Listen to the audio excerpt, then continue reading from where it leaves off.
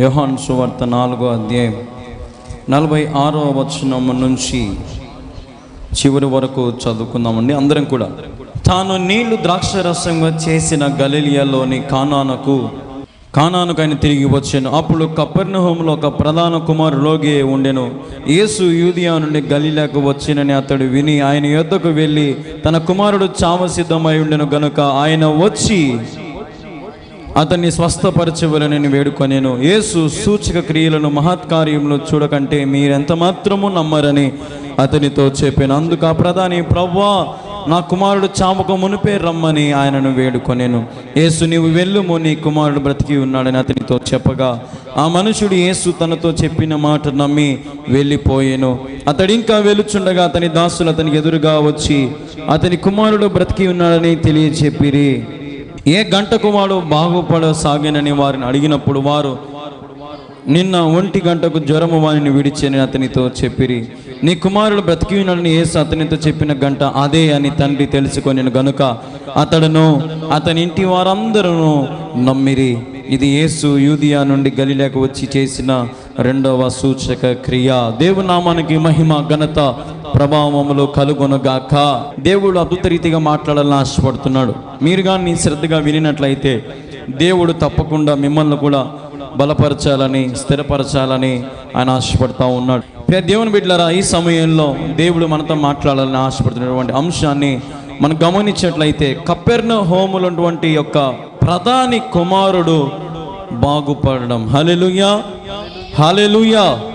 అందరూ యాక్టివ్గా ఉండండి. ఈ సమయంలో అద్భుతమైనటువంటి మాటలు దేవుడు మన మధ్యలో మాట్లాడబోతున్నాడు. దేవుడు ఆయన మార్గంలో వెళ్తున్నటువంటి సమయంలో, యేసుక్రీస్తు ప్రభువారు ఆయన మార్గంలో వెళ్తున్నటువంటి సమయంలో ఆ మార్గంలో ఉన్నటువంటి ఎదురుగా ఆ కపెర్నహూములో ఉన్నటువంటి ఒక ప్రధాని ఆయన ఎదుటకు వచ్చాడు. హల్లెలూయా, హల్లెలూయా. ఆయన ఎదుటకు వచ్చాడు. గుర్రముల మీద అతని సైన్యంతో పాటు వచ్చాడు. ఆ సైన్యము అతను అందరు కలిసి వచ్చారు. యేసు ప్రభును చూడగానే గుర్రం మీద నుంచి ప్రధాని కిందికి దిగి యేసు ప్రభు ఎదుకు వెళ్ళి యేసు ప్రభుని వేడుకుంటున్నాడంట. ఏమని వేడుకుంటున్నాడు? ప్రియ దేవుని బిడ్డలారా, మీరు గమనించినట్లయితే, నా కుమారుడు అస్వస్థ గురయ్యాడు, వాడు చావకుండునట్లు నీవు నాతో రమ్మని దేవుడిని అడుగుతా ఉన్నాడు. హల్లెలూయా. అప్పుడు దేవుడు యేసుక్రీస్తు ప్రభువారు ఈ ప్రధానితో అంటున్నటువంటి మాట మనం గమనించినట్లయితే ఏమంటున్నాడు ఇక్కడ? మీరు సూచన క్రియలు చేస్తేనే నమ్ముతారు, మహా ఆశ్చర్య కార్యములు చేస్తేనే నమ్ముతారు, కానీ లేకపోతే మీరు నమ్మరు. సరే అయ్యా, ఇప్పుడు నా కొడుకును బ్రతికించాలా, నా కొడుకు చావు బతుకు, నువ్వు రా నాతో పాటి అంటే అప్పుడు యేసయ్య అన్నాడు. యేసయ్య ఏమంటున్నాడు? నీవు వెళ్ళు, నీ కుమారుడు బ్రతికి ఉన్నాడు. హల్లెలూయా. నీవు వెళ్ళు, నీ కుమారుడు బ్రతికి ఉన్నాడు. నువ్వు వెళ్ళి చూసుకో, నీ కుమారుడు సంతోషంగా ఉంటాడు అని చెప్పినప్పుడు ఆ ప్రధాని యేసుక్రీస్తు చెప్పిన మాట నమ్మి విశ్వసించి తిరిగి వెళ్ళిపోయాడు. మార్గం మధ్యలో పోతూ ఉన్నాడు. ఎదురుగా అతని దాసులు వచ్చారంట. హల్లెలూయా. అతని దాసులు వచ్చి అతని దాసులు చెప్తున్న మాట నేను గమనించినట్లయితే, అయ్యా, మీ కుమారుడు నిన్నటి దినమున 1 గంటకు స్వస్థపరచబడ్డాడు, అతనికి ఉన్నటువంటి జ్వరము పోయినది. హల్లెలూయా. అతనికి ఉన్నటువంటి వ్యాధి పోయింది, అతనికి ఉన్నటువంటి కష్టం పోయింది, ఇప్పుడు నీకు బిడ్డ బతుకున్నాడు అని చెప్పగానే ఆ ప్రధాని అడిగాడు, ఏ సమయంలో నాయన, ఏ సమయంలో బాగుపడినాడు అని అడిగినప్పుడు, నిన్నటి దినమున 1 గంటకు అతను జ్వరం అతని నుంచి విడిచి వెళ్ళిపోయింది. ఇతను కూడా యేసు ప్రభువును కలిసిన సమయాన్ని ఆలోచన చేస్తే అది కూడా 1 గంటే. దేవుడు చూడండి, ఆయన ఉన్నది ఒక చోట, కార్యం జరిగింది మరొక చోట. హల్లెలూయా. ఆయన మాటకు విలువ ఉంది. ఆయన మహిమ ఎక్కడున్నా సరే, ఏ ప్రాంతంలో ఉన్నా సరే ఆయన చూపించగలుగుతాడు. హల్లెలూయా. నీవు ఉన్న చోటనే దేవుని లేవనెత్తగలడు. నీవున్న చోటనే దేవుడు నిన్ను బలముగా వాడుకోగలడు. నీవున్న చోటనే దేవుడు తన మహిమార్థమై నిన్ను లేవనెత్తగలడు. ప్రియ దేవుని బిడ్డలారా, ఈ వర్తమానం వింటున్న దేవుని బిడ్డలారా, ఈ ప్రధానికి ఉన్నటువంటి విశ్వాసం నీలో ఉన్నదా? ఈ ప్రధాని ఒక దేశానికి గొప్పవాడు కదా. ప్రధాని అంటే ఎవరు? ఇప్పుడు మన దేశానికి ప్రధాని ఎవరు? ప్రధానమంత్రి ఎవరు మన దేశానికి? నరేంద్ర మోడీ. అంత పెద్ద ప్రధాని యేసు ప్రభు యొద్దకు వచ్చాడంట. హల్లెలూయా. యేసు ప్రభు ఏం పెద్ద రాజ్యానికి, ఒక దేశానికో ప్రధాని కాదు. ఆయన ఒక దేవుని కుమారుడని ప్రపంచమంతా కొనియాడుతూ ఉంది. యేసు ప్రభు నిలువెల్ల అద్భుత కార్యాలు జరిగిస్తూ ముందుకు వెళ్ళిపోతా ఉన్నాడు. అనేక మందిని రక్షించుకుంటున్నాడు. రాజులు సైతం ఆయనను వెంబడిస్తూ ఉన్నారంట. హల్లెలూయా. ఆ ప్రధాని ఎప్పుడైతే యేసు ప్రభుని తెలుసుకున్నాడో, ఆయన మన మధ్యలోకి వస్తే తెలుసుకున్నాడో, యేసు ప్రభు తప్ప నా కొడుకుని రక్షించేవాడు ఎవడు లేడని గ్రహించుకొని తన గుర్రము తన సైన్యముతో వెళ్ళి యేసు ప్రభు యొద్దకు వెళ్ళి గుర్రములు దిగి యేసు ప్రభుని వేడుకుంటున్నారంట. దేవుని నామానికి మహిమ కలుగును గాక. వేడుకుంటున్నారు దేవుని. దేవా, నా కుమారుని నీవు బ్రతికించు. నా కుమారుని బ్రతికించినట్లయితే నేను, మా కుటుంబం అంతా నిన్ను నమ్ముకుంటాను. ఈరోజు చూడండి, చాలామంది యేసు ప్రభు నమ్ముకునేటువంటి కుటుంబాలు ఎక్కువ ఎట్లా నమ్ముకుంటారంటే, దేవుడు మా జీవితాన్ని మేలు చేశాడన్నా, అందుకనే మేము యేసు ప్రభు నమ్ముకున్నాం. దేవుడు మా జీవితంలో మేము అడిగినటువంటి గర్భఫలం కొడుకుని ఇచ్చాడన్నా, అందుకని మేము యేసు ప్రభుని నమ్ముకున్నాం. ప్రియ దేవుని బిడ్డలారా, ఈరోజు మన నమ్మకం ఎలాగుంది? అద్భుతాలు నమ్మి, సూచన క్రియలు నమ్మి యేసు ప్రభుని నమ్ముకుంటున్నావా? లేదంటే యేసు ప్రభువుని నీ హృదయంతరంగములో ఆయనను స్వీకరించుకొని దేవుడు మేలు చేసినా చేయకపోయినా, అద్భుతాలు చేసినా చేయకపోయినా, సూచన క్రియలు చేసినా చేయకపోయినా నీవు ఆయనందు విశ్వాసం ఉంచగలుగుతున్నావా అనేది ఈరోజు ప్రశ్న. ఈ ప్రధాని సూచన క్రియలు చేస్తేనే నమ్ముతా అంటున్నాడు, అద్భుత కార్యాలు చేస్తేనే నమ్ముతానంటున్నాడు. నా కొడుకు బ్రతికితేనే మా కుటుంబం అంతా మారు మనసు పొందుతాం, నిన్ను నమ్ముకుంటామంటున్నారు. అయినప్పటికీ దేవుడు వారి కుటుంబంలో అద్భుత కార్యాన్ని జరిగించాడు. ఈరోజు నీ కుటుంబంలో కూడా దేవుడు అద్భుత కార్యాన్ని జరిగించాలని ఆశపడుతున్నాడు. హల్లెలూయా. జరిగించాలని ఆయన తపనతో ఉన్నాడు. నీ కుటుంబంలో ఘనమైన కార్యాలు జరిగించడానికి దేవుడు సంసిద్ధంగా ఉన్నాడు. అయితే నువ్వు ఆయన వద్దకు వస్తున్నావా?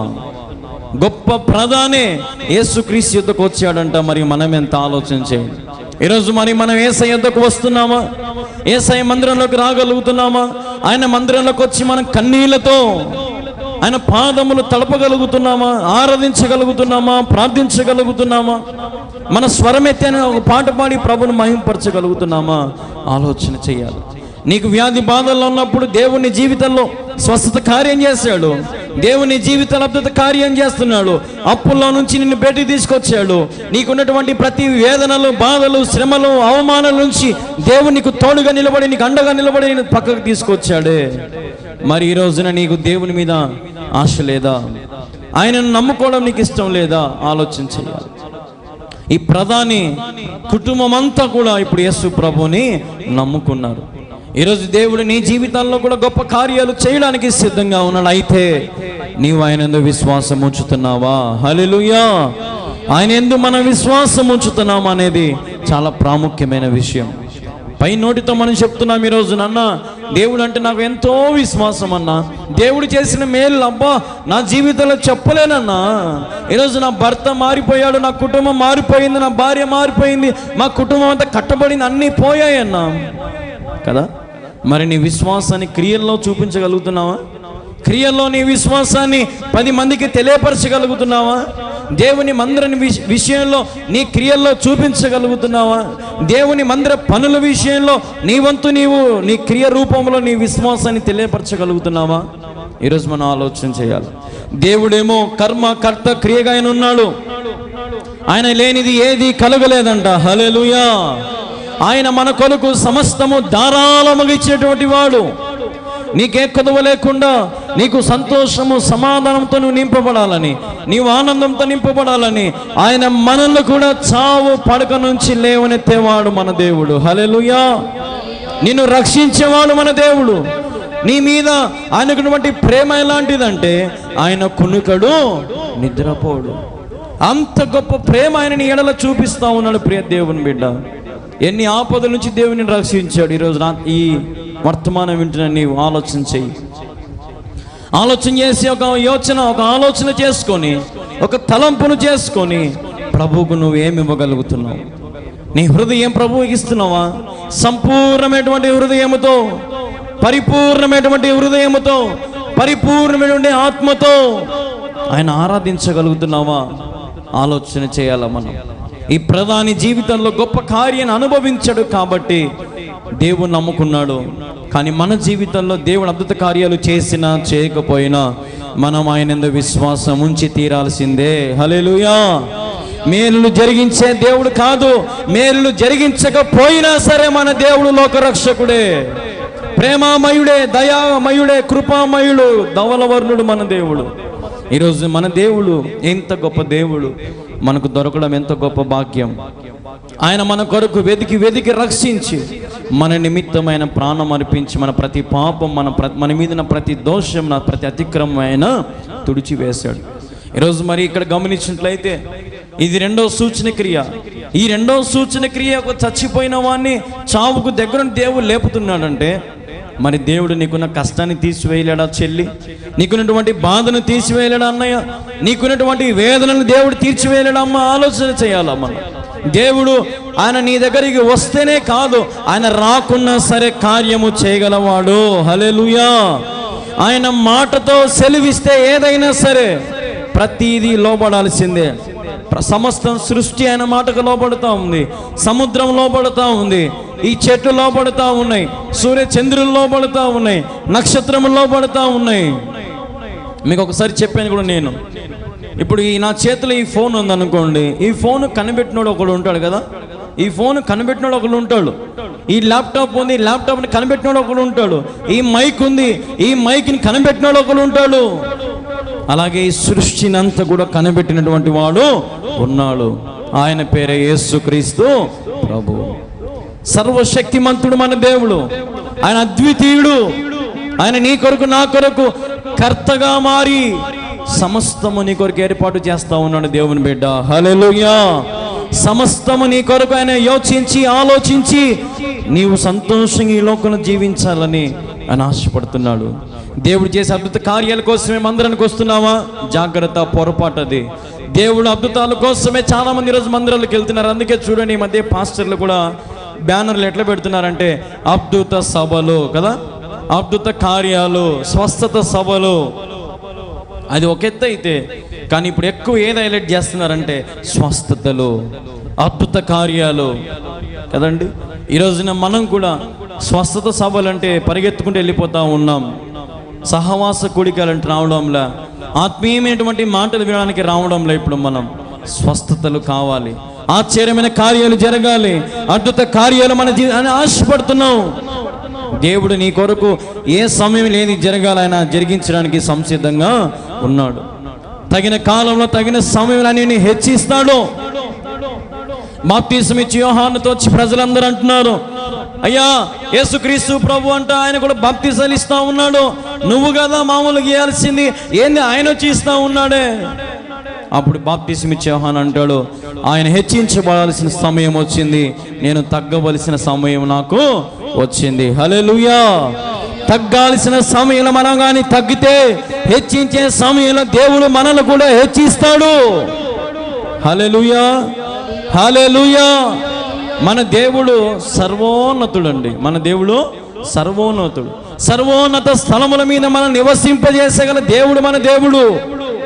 పక్షిరాజు ఏ రీతిగా అయితే సర్వోన్నత స్థలం మీద, కొండ మీద అంచులో నిలబడి తన పిల్లలను కిందికి దొబ్బినప్పుడు, ఆ పిల్లలు ఎగరలేక సమయంలో ఉన్నప్పుడు ఆ పక్షిరాజు మళ్ళీ స్పీడ్గా కిందికి వచ్చి తన పిల్లలను రెక్కల మీద తీసుకొని మళ్ళీ పైకి తీసుకెళ్తుంది. అట్లా 5-6 సార్లు చేసిన తర్వాత ఆ పక్షిరాజు పిల్లలు కూడా ఎగురుతాయి.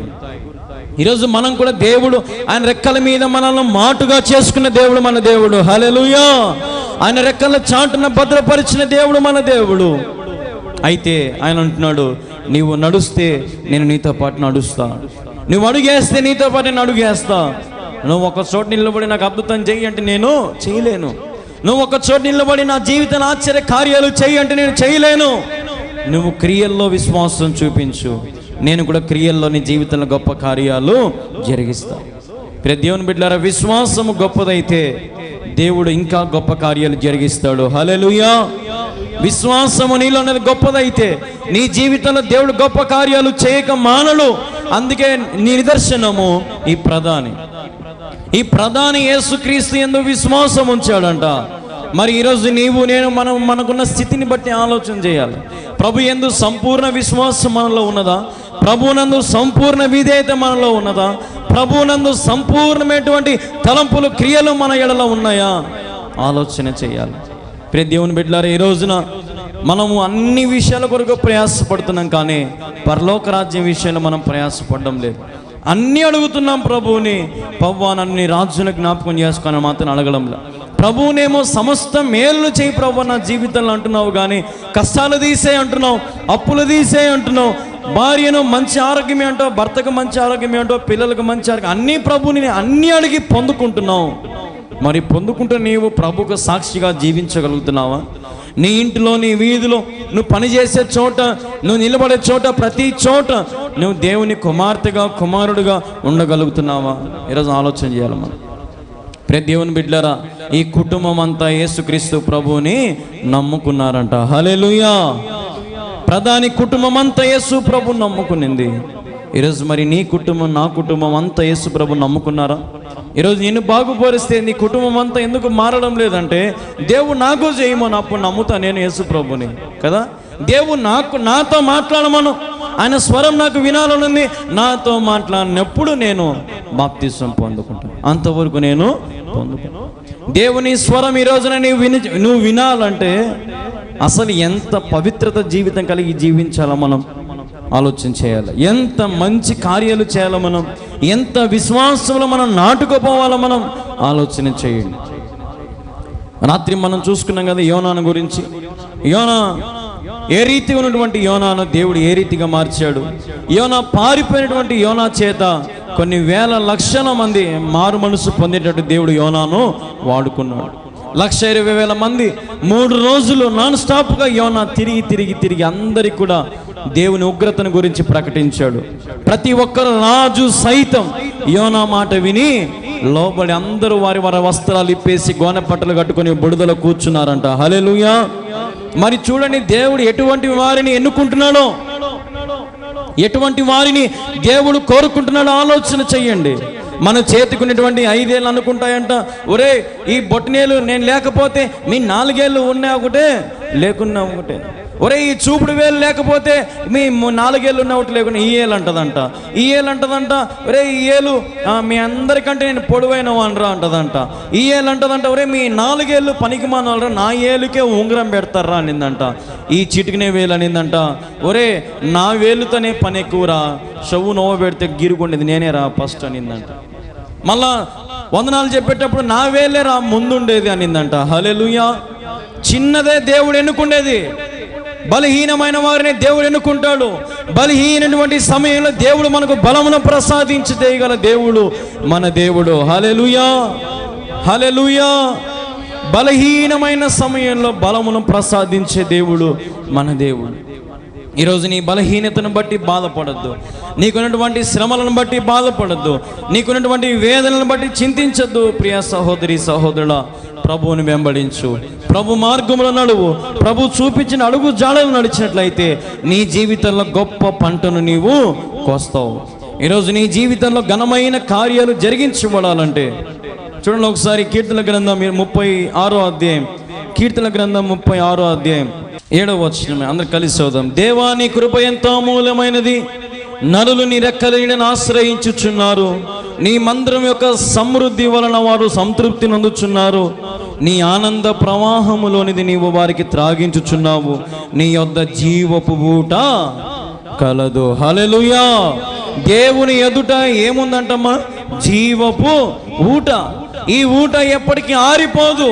నీవు దేవుని యొద్దకు వస్తే ఆయన ఆనందకరమైనటువంటి ప్రవాహము నీరు నీకు త్రాగింపజేస్తాడంట. దేవుని నామానికి మహిమ కలుగును గాక. నీరు త్రాగే అవకాశం దేవునికి ఇస్తా అంటున్నాడు. నా నీరు త్రాగిన వాడు ఇంకెన్నటికీ దప్పిక కొనడు. హల్లెలూయా. ఆ సమరయ స్త్రీతో దేవుడు అంటున్నాడు, సమరయ స్త్రీతో అంటున్నాడు దేవుడు, అమ్మా నాకు నీ నీళ్ళు ఇస్తావా, త్రాగడానికి దాహం అయింది. యో నువ్వు యూదుడవు, మేము సమరయులము, మాతో నీకేం పని అంటే, నీళ్ళు ఇమ్మ తల్లి, దాహం వేసని. సమరయ స్త్రీ నీళ్ళు యేసు ప్రభుకి ఇచ్చినప్పుడు యేసు ప్రభు అంటాడు, నేను ఇచ్చి నీళ్ళు త్రాగితే అవి ఎన్నటికీ నీవు ఇంకా దప్పిక కొనవు. అప్పుడు ఆ స్త్రీ నవ్వుతా వెటకారంగా అంటది, ఏమంటదంటే, అదేదో అయితే నేను రోజు ఇడికి వచ్చి బాయకాడికి వచ్చి ముంచుకొని పోయే బదులు అదేదో కొలాయన్న మా ఇంటికాడికి పోయి రాదు, ఇంకా నీళ్లు పట్టుకునే పంచాయతీ మాకు ఉండదు కదా అని యేసు ప్రభుతో వెటకారంగా అన్నప్పుడు యేసు ప్రభు కూడా వెటకారంగా పోయి నీ భర్తని పిలుచుకొని రాపో అంటాడు.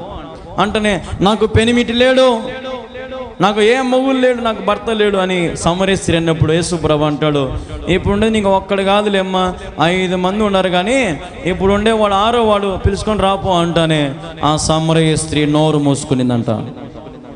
దేవుడు మన నోరు ఎప్పుడు ఎలాగో మూపియాలని బాగా తెలుసు, ఎప్పుడు మనల్ని హెచ్చించాలని బాగా తెలుసు, ఎప్పుడు మనకు జీవ జలం మనకి ఇవ్వాలని తెలుసు. ప్రియ దేవుని బిడ్డలారా, ఆ సమరయ స్త్రీ బిందె గిందె ఆడబెట్టి పరిగెత్తుకొని పరారైపోయింది. ఎందుకు? తన పాపము దేవుడు బయట పెట్టాడు. హల్లెలూయా. తను చేసిన అతిక్రమాన్ని దేవుడు గ్రహించి బయట పెట్టేసరికి పరిశుద్ధాత్మ శక్తి ఎదుట, ఆ పరిశుద్ధుని ఎదుట ఆ పాపపు గల స్త్రీ నిలబడలేకపోయింది. ఈరోజు నీవు నేను కూడా పాపము చేసినట్లయితే దేవుని ఎదుట మనము కూడా నిలబడలేము. దేవుడు మనకు కూడా ప్రతిదీ చూపించగలుగుతాడు, ప్రతిదీ కూడా ఆయన మన ఎదుట నిలబెట్టి చూపించగలుగుతాడు. ఇదిగో కళ్యాణ్ బాబు, ఇదిగో నువ్వు ఈ పొరపాటు చేసావు ఆ రోజున అంటే మనం తలదించుకోవాల్సిందే. అదేదో దేవా నీవు చెప్పినట్టు నేను బ్రతుకుతాను, నీ జీవజలము నాకు యేసయ్యా, నేను ఎన్నటికీ దప్పికొనను ప్రభా, నాకు నువ్వు ఇచ్చే నీళ్ళే చాలు ప్రభా, నాకు వేరే నీళ్ళు వద్దు యేసయ్యా. ఈరోజు చాలామంది మంచి నీళ్ళు తాగండి అమ్మా, ఆరోగ్యానికి మంచిదని చెప్తే, కానీ త్రాగుబోతులు ఏమంటారంటే ఇదే నాకు మంచినీళ్ళు కదా. త్రాగి ఏమైపోతున్నారు వాళ్ళంటే నశించిపోతున్నారు, కృంగిపోతున్నారు, లేనిపోని వ్యాధులు బాధలు, కుటుంబం అంతా రోడ్డు మీదకి పడిపోతూ ఉంది. భార్య ఏమో ఇంట్లో యేసు ప్రభు జీవజలము తాగుతూ ఉంది, భర్త ఏమో లోకములో ఉన్నటువంటి మందు జలము తాగుతూ ఉన్నాడు. ఏది మేలంటారు? జీవజలము త్రాగడము మేలు. ఎందుకంటే జీవజలము త్రాగితే మనం ఇంకెన్నటికీ దప్పిక కొనము, సమృద్ధి మన జీవితంలో ఉంటుంది. హల్లెలూయా. ఇంకొక విషయం కూడా మీకు చెప్పాలి, సమృద్ధి అంటే గుర్తొస్తూ ఉంది. కనాను పెళ్లిలో, కనాను విందులో ద్రాక్షరసం ఏమైంది? అయిపోయింది. ద్రాక్షరసం అయినప్పుడు యేసుప్రభు కూర్చొని ఉంటే వాళ్ళమ్మ మరియమ్మ యేసుప్రభు యొద్దకు వచ్చి, నైనా అంటే, అమ్మ నాతో నీకేం పని, నా సమయం వచ్చినప్పుడు నేను చేస్తాను అంటేనే వాళ్ళ అమ్మ లేచి వెళ్ళిపోయింది. కొద్దిసేపు తర్వాత ద్రాక్షరసం అయిపోయింది. యేసుక్రీస్తు ప్రభు వారు ఆ ద్రాక్షరసం ఆ కుండలు ఉన్న ప్రాంతాన్ని దగ్గరికి వెళ్ళి పైకి చూసి ప్రార్థన చేశాడు. ఈ ఖాళీ కుండలను దేంతో నింపమన్నాడు? ఏం నీళ్ళవి? జీవజలమే. హల్లెలూయా. జీవజలం అది. ఆ నీరు తాగిన వాడికి ఎన్నటికీ దప్పిక కొనడు, అద్భుతమైన రుచితో. మళ్ళీ అన్ని నీళ్ళని తెచ్చి పోసేసరికి ఆ విందుకు వచ్చినటువంటి ప్రతి ఒక్కరికి ఆ నీళ్లు పోస్తూ ఉంటే గ్లాసులో తెల్లని నీరు ఎలాగ మారిపోతూ ఉంది? ఎర్రగా మారిపోతూ ఉంది. ఆ త్రాగిన వారు అంటున్నారు, ఒరొరు ఇంత మంచి ద్రాక్షారసము లాస్ట్ వరకు పోతున్నారా మీరు, ఎంత గొప్పోళ్ళబ్బా మీరు. మామూలుగా అయితే అందరూ లాస్ట్లో ఏం కాదులే అని చెప్పి వదిలేస్తారు, మీరు మాత్రం అబ్బా లాస్ట్ మటుకు కూడా ఎంత తీయని ద్రాక్షారసం మాకు పోస్తూ ఉన్నారు. ప్రతి దేవుని బిడ్డలారా, దేవుడు మన జీవితంలో కూడా తీయని ద్రాక్షరసం ఇవ్వడానికి సిద్ధంగా ఉన్నాడు. హల్లెలూయా. మంచి జీవ జలము ఊట ఆయనతో నీవు వచ్చినట్లయితే నీకే కొదువ లేకుండా దేవుడు చూసుకుంటాడు. యాయిర్ వచ్చాడు, అలాగే సేమ్ ఇలాగే ప్రధాని వచ్చినట్టు యాయిర్ వచ్చి అడుగుతా ఉన్నాడు, అయ్యా నా కుమార్తె చావు బ్రతుకుల్లో ఉందయ్యా, నా కుమార్తెను వచ్చిన బ్రతికించయ్యా అని యాయిర్ వచ్చి దేవుని అడిగినప్పుడు, యేసయ్య పద వెళ్దాం పద అంటే మధ్యలో 2-3 అడ్డం వచ్చారు యేసు ప్రభుకి. 2-3 అడ్డం వచ్చినప్పటికి కూడా ఆ ఒక యాయిరు ఎదురు చూస్తూ ఉన్నాడు, కానీ యేసు ప్రభుని లాక్కొని పోలే, నువ్వు మళ్ళీ చూసిరా వాళ్ళ సంగతి, ముందు నా కాడికి రా. అదే విశ్వాసం మనమైతేనా, ముందు మా ఇంటికి రా యేసయ్య, మా కూతురు చచ్చిపోయి ఉంటుందని లాక్కొని పోతాం మనమైతే. కానీ ఆ యాయిరు యేసుక్రీస్తు సంపూర్ణ విశ్వాసం ఉంచాడు. 2-3 అడ్డం వచ్చారు. యేసుప్రభు తన పనంతా చూసేసి మళ్ళీ పోయి ఇంటి దగ్గర పోయేసరికి ఇంటి చుట్టూ బంధువులందరూ వాళ్ళమ్మ వాళ్ళాయన అని ఏడుస్తున్నారు అనమాట. ఎందుకు? ఇంట్లో ఎవరు చచ్చిపోయినారు? పాప చచ్చిపోయింది. పాప చచ్చిపోయి ఊరంతా ఏడుస్తూ ఉంటే యేసుప్రభు వాళ్ళ మధ్యలోకి పోయి, ఎందుకు ఏడుస్తూ ఉన్నారు? ఆ చిన్నది చనిపోలేదు, ఆ చిన్నది నిద్రించుచున్నది. ఒరే యేసయ్యకు పిచ్చి పట్టిందిరా నాయనో, చచ్చిపోయిన పాపం చూసి నిద్రపోతుంది అంటాడు ఇంద్ర నాయన. ఈయన పిచ్చి పరాకాష్ఠగా పోయిందిరా, ఈయన చాలా పిచ్చోడ్రా. అందరు బయటికి పోండి, అందరు బయటికి పోండి. ఏడుస్తున్నారు, ఏడసనీకి ముందుంటారు, సహాయం చేయనీకి ముందుంటారు, ఎదవల్లారా పోండి. యేసు ప్రభు కోప్పడి వారిని ఎన్నికి పంపించేసి చిన్నదాని దగ్గరికి, చిన్నదానా లే. హల్లెలూయా. ఆ చిన్నది డిగ్గును లేచి యేసయ్యను చూసిందంట. హల్లెలూయా. ఆ యాయిరు కుటుంబం అంతా కూడా ఇప్పుడు ఎవరు నమ్ముకున్నారు? మళ్ళీ యేసు ప్రభునే. యేసు ప్రభు నమ్మిన ప్రజలు ఎన్నటికీ కదిలించబడని సీయోను పర్వతము వలె నొందురు. హల్లెలూయా. కదిలించబడరు దేవుని నమ్ముకున్న ప్రజలు. మీ వేర్లు, మీ పునాదులు అసలు కదిలించబడవు. ఒక చెట్టు పేరు నాకు గుర్తు రావడం కదని, ఆ చెట్టుకు మనం కానీ విత్తనం వేస్తేనంట 3 సంవత్సరాలు మొలకకు రాదంట. ఆ చెట్టు చాలా ఎత్తుకు వెళ్ళిపోతుందంట. ఆ చెట్టు పేరు ఏదో నాకు గుర్తుకు రావడం లేదు. 3 సంవత్సరాల వరకు కనీసం మొలకకు రాదంట. డాక్టర్లు అందరూ అడిగారంట, ఈ సైంటిస్టులు అందరూ ఒకసారి పరామర్శించారంట. ఒరే మనం విత్తనం ఇత్తామే 3 సంవత్సరాలు మొలక రాలేదే అని చెప్పి కింద భూమిని అంతా కూడా తీసుకుంటా వస్తూ ఉంటే 3 సంవత్సరాలలో అది ఏం పని చేసిందంటే భూమిలో తన వేర్లన్నీ తీసుకొని పోయిందంట. ఆ చెట్టు ఎంత ఎత్తైతే ఎదగాలో అంత ఎత్తుకు పోయేంత వేర్లు భూమిలోకి తీసుకెళ్ళిపోయిందంట. తర్వాత 3వ సంవత్సరం తర్వాత మొలకొచ్చిందంట. మొలకొచ్చినప్పుడు 2-3 సంవత్సరాలకే ఆ చెట్టు ఎంతైతే వేర్లు సాపుకునిందో భూమి లోపల అంతకంటే గొప్ప చెట్టుగా మారిపోయిందంట. ఎందుకు ఈ మాట నేను చెప్తున్నానంటే, నీవు కూడా నీ జీవితంలో వెంటనే ఫలితం రాదు. నీ జీవితంలో ప్రార్థన చేయగానే వెంటనే నీ జీవితంలో గొప్ప కార్యాలు జరగకపోవచ్చు. కానీ నీవు కూడా గ్రౌండ్ వర్క్ చేయి, నాటుకపో. దేవుని మందిరంలో పనులకు ముందుండు, దేవుని మందిరంలో పాట పాడడానికి ముందుండు, దేవుని మందిరంలో గొప్ప గొప్ప కార్యాలు చేయడానికి సిద్ధంగా ఉండు. నువ్వు ఏదో ఒక రోజున నీ జీవితంలో దేవుడు మొలకను తెప్పిస్తాడు. హల్లెలూయా. నీ వృక్షము గొప్ప వృక్షముగా దేవుడు చేస్తాడు. ఆ వృక్షం కిందికి కొన్ని వేల మంది వచ్చి కూర్చుంటారు. ఏది కావాలో ఆలోచన చేయి. ఈరోజు ఇన్స్టెంట్ కోసం చాలామంది అంటే ఇప్పుడే జరగాలేసాయి నాకు ఏదో ఈరోజు ప్రార్థన, ఒకరోజు నా కాడికి వచ్చి ఆమె ఇన్ని కూర్చుంది మీలాగనే కూర్చుని, అయ్యా ప్రార్థన చెయ్యా నా కుటుంబ సమస్య గురించి అయ్యా అని. అమ్మా చేస్తాను. మరుసటి రోజు పొద్దున్న వచ్చింది, అయ్యా ఏం చెప్పినాడు యేసయ్య నీతో అనింది. ఓయమ్మో యేసు ప్రభు నాతో చెప్తే నేను నీతో చెప్పాలి నా తల్లి. తొందర మనుషులకు ఈరోజు చెప్పింది రేపు పొద్దునకే వచ్చి నన్ను అడుగుతూ ఉంది, యేసు ప్రభు నీతో ఏం చెప్పినాడు పాస్టర్య్యా, నా కుటుంబం గురించి బాగా ఎత్తదంటున్నా, దేవుడు ఏం చెప్పినాడు నీతో చెప్పు. ఇంకా దేవుడు అట ప్రతిదానికి పలుకుతూ ఉంటే నేను ఈడు ఉంటానా? నేను ఈడు ఉంటానా? ఈ పాటికి ఎక్కడో పోయి ఉండను. ఆయన మనల్ని పరీక్షించి పరిశోధించేవాడు. హల్లెలూయా. ఎదురు చూడాలా మనం. సమయం వచ్చేంత వరకు ప్రభు మందిరంలో కూర్చొని దావీదు అన్నట్టుగా దీవారాత్రములు నేను నీ మందిరంలో నిన్ను ధ్యానం చేసి నిన్ను కొనియాడి కీర్తించుటకు నాకు ఈ వరము నిమ్ము. ఆపత్కాలములో నీ పర్ణశాలను దాచువాడవు నీవే అని దావీదు 27వ అధ్యాయం ఎంత బాగా చెప్పాడు. ఈరోజు మనం కూడా అదే అడగాల ప్రభువుని. ప్రభు సన్నిధిలో చేరిన మనం ప్రభువుని మహింపరిచే విషయంలో మనం ఏ మాత్రము కూడా కొరత ఉండకూడదు. ఈరోజు మన చుట్టూ ఉన్నటువంటి దుష్టులను మనం పోగొట్టుకోవాలా, మన చుట్టూ ఉన్నటువంటి అవిశ్వాసులను మనం దూరం పెట్టుకోవాలా, మన చుట్టూ ఉన్నటువంటి భక్తిహీనులను అన్ని జనులను మనం దూరముగా పెట్టుకొని ప్రత్యేకించబడిన వారి వలె మనం నివసింపాలా. హల్లెలూయా.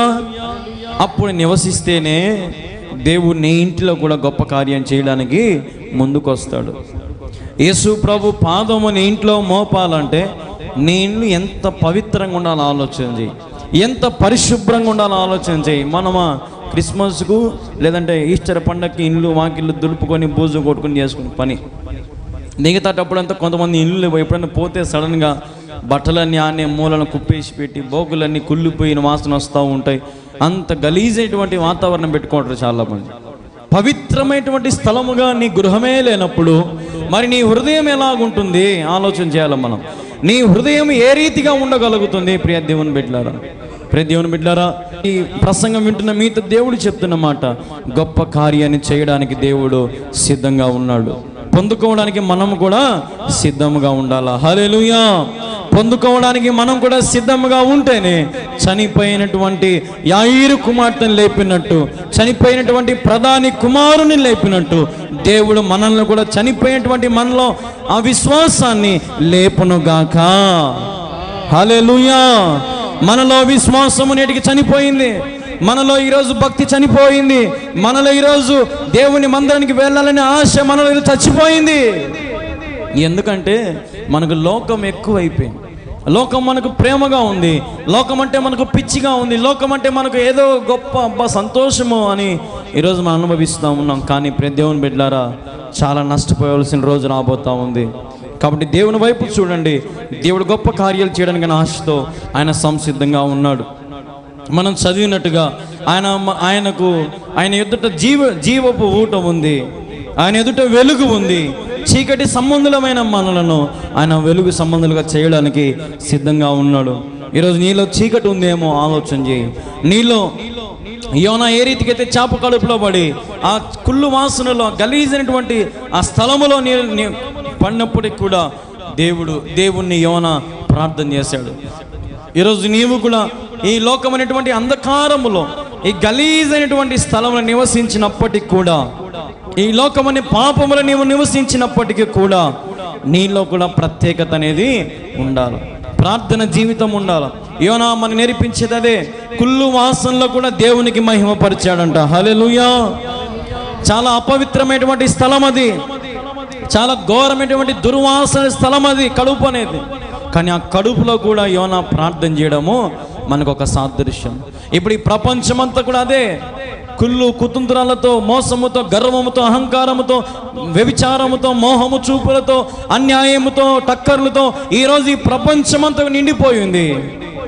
కానీ దేవుడు అంటున్నాడు, అటువంటి చోట నువ్వు నిలబడి ప్రార్థన చెయ్యి. దానికి నీవు లోకముకు ఉప్పై నివసించు. హల్లెలూయా. నీవు లోకానికి వెలుగై నివసించు, నీవు లోకానికి ప్రత్యేకించబడి నీవు నివసించు. నేను నిన్ను తలగా నియమించుతాను కానీ తోకగా నేను నియమించు. ఈరోజు నీవెక్కడ అవమానించబడ్డావో, ఎక్కడ హేళన చేయబడుతున్నావో, ఎక్కడ కించపరచబడుతున్నావో అక్కడే నీ జీవితంలో గొప్ప కార్యాలు దేవుడు చేయబోతున్నాడు. హల్లెలూయా. హల్లెలూయా. హల్లెలూయా. నీవు అవమానపరచబడిన చోటే దేవునికి వెలుగునివ్వబోతా ఉన్నాడు.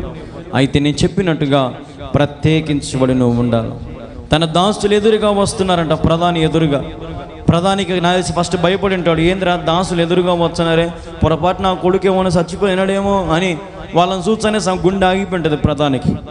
ఎప్పుడైతే ఆ మనుషులు కిందికి దిగి, అయ్యా నీ కొడుకు నిన్నటి దినం బతికాడయ్యా అంటానే ఆ గుండె ఏమింటుంది, మళ్ళీ ఇప్పుడు సంతోషముతో నిండిపోయి ఉంటుంది. హల్లెలూయా. సంతోషముతో నిండిపోయింది ఆ ప్రధానికి. రే ఎప్పుడు బతికాడరా నా కొడుకు అంటే, నిన్నటి దినంనయ్యా 1 గంటకు బతికినాడయ్యా. అవునరా, కరెక్ట్. యేసు ప్రభు కూడా నాకు నిన్నటి దినం 1 గంటకు చెప్పినాడు రా. ఆయన మాటలు అద్భుతం ఉంది, ఆయన చూపులు అద్భుతం ఉంది, ఆయన చేసేటువంటి తలంపులు అద్భుతమైనవి అని ఆ ప్రధాని తన కుటుంబం అంతా కూడా యేసుక్రీస్తు ప్రభువునందు సంపూర్ణ రక్షణ, మారు మనసు పొందారంట. హల్లెలూయా. ఈరోజు మరి నీ జీవితంలో కూడా సంపూర్ణమైన మారు మనసు నీ ద్వారా నీ కుటుంబం అంతా పొందుకుంటున్నారా? ఆలోచన చేయాలి. ఈరోజు దేవుడు నాతో మాట్లాడితేనే అంటున్నారు చాలామంది ఇంట్లో, భర్తలైనా భార్యలైనా, ఏమే చర్చికి పోదాం రాయి అంటే, ముందు నువ్వు సక్రమంగా ఉండు, మళ్ళీ మాకు చెబుదు కదా. ఏమండి ప్రార్థనకి వెళ్దాం రండి అంటే, ముందు నువ్వు నన్ను బాగా గౌరవి, నన్ను బాగా చూసుకో ముందు ఇంట్లో, మళ్ళీ చేసు నువ్వు ప్రార్థన అంతా కదా. ఈరోజున భార్య భర్తల మధ్యలో సఖ్యత లేదు, కుటుంబం మధ్యలో సఖ్యత లేదు. దేవుడేమో అద్భుతాలు చేయడానికి సిద్ధంగా ఉన్నాడు, నీ పరిస్థితిని తారుమారు చేయడానికి దేవుడు సిద్ధంగా ఉన్నాడు. అయితే మీలో ఏమి లేదు, సఖ్యత లేదు, సహవాసం లేదు, కుటుంబ ప్రార్థన లేదు, ఏకాంత ప్రార్థన లేదు, తెల్లవారుజామున ప్రార్థన నీలో లేదు, తినేటప్పుడు ప్రార్థన లేదు, తాగేటప్పుడు ప్రార్థన లేదు. ఎంతసేపు ఉన్నా ఆడిపోయినా కూలిపోయిన డబ్బులు వచ్చింది, ఆ డబ్బులతో తెచ్చి తిన్నా అంతే. దేవునికి మహిమ ఎక్కడ లేదు. ఇప్పుడు నేను కష్టపడుతుంటే నేను తింటున్నాననే లోకం ఇప్పుడు వచ్చేసింది. దేవుడు నాకేం చేస్తున్నాడు, దేవుడు నాకు ఏ మేలు చేశాడు, దేవుడు ఉంటే నా బతికి ఇట్లుంటుందా కదా. ఒకరోజు యవనస్తు నాతో అన్నాడు ఈ మాట, అయ్యా దేవుడు నిజంగా ఉంటే ఇంత పేద వాళ్ళ కుటుంబంలో నన్ను పుట్టించాడే దేవుడు అని అంటున్నాడు ఆ పిల్లోడు. నాకు ఆశ్చర్యం వేసింది. అంటే దేవునికి పేద ధనిక అనే భేదాలు ఏముండవు. ఆయన ఈ లోకంలో నువ్వు ఎంత మోయగలుగుతావో అంత భారం నీ మీద పెడతాడు, కానీ మొయ్యలేనంత భారాన్ని దేవుడు నీ మీద పెట్టడు. నీకు జ్ఞానం ఇచ్చాడు దేవుడు. ఒకవేళ నీ కుటుంబం పేద స్థితి అయి ఉండొచ్చు, దేవుని జ్ఞానం పొందుకో, పేద కుటుంబాన్ని ధనవంతుని కుటుంబంగా మార్చుకో. హల్లెలూయా. అది లేదు మన దగ్గర.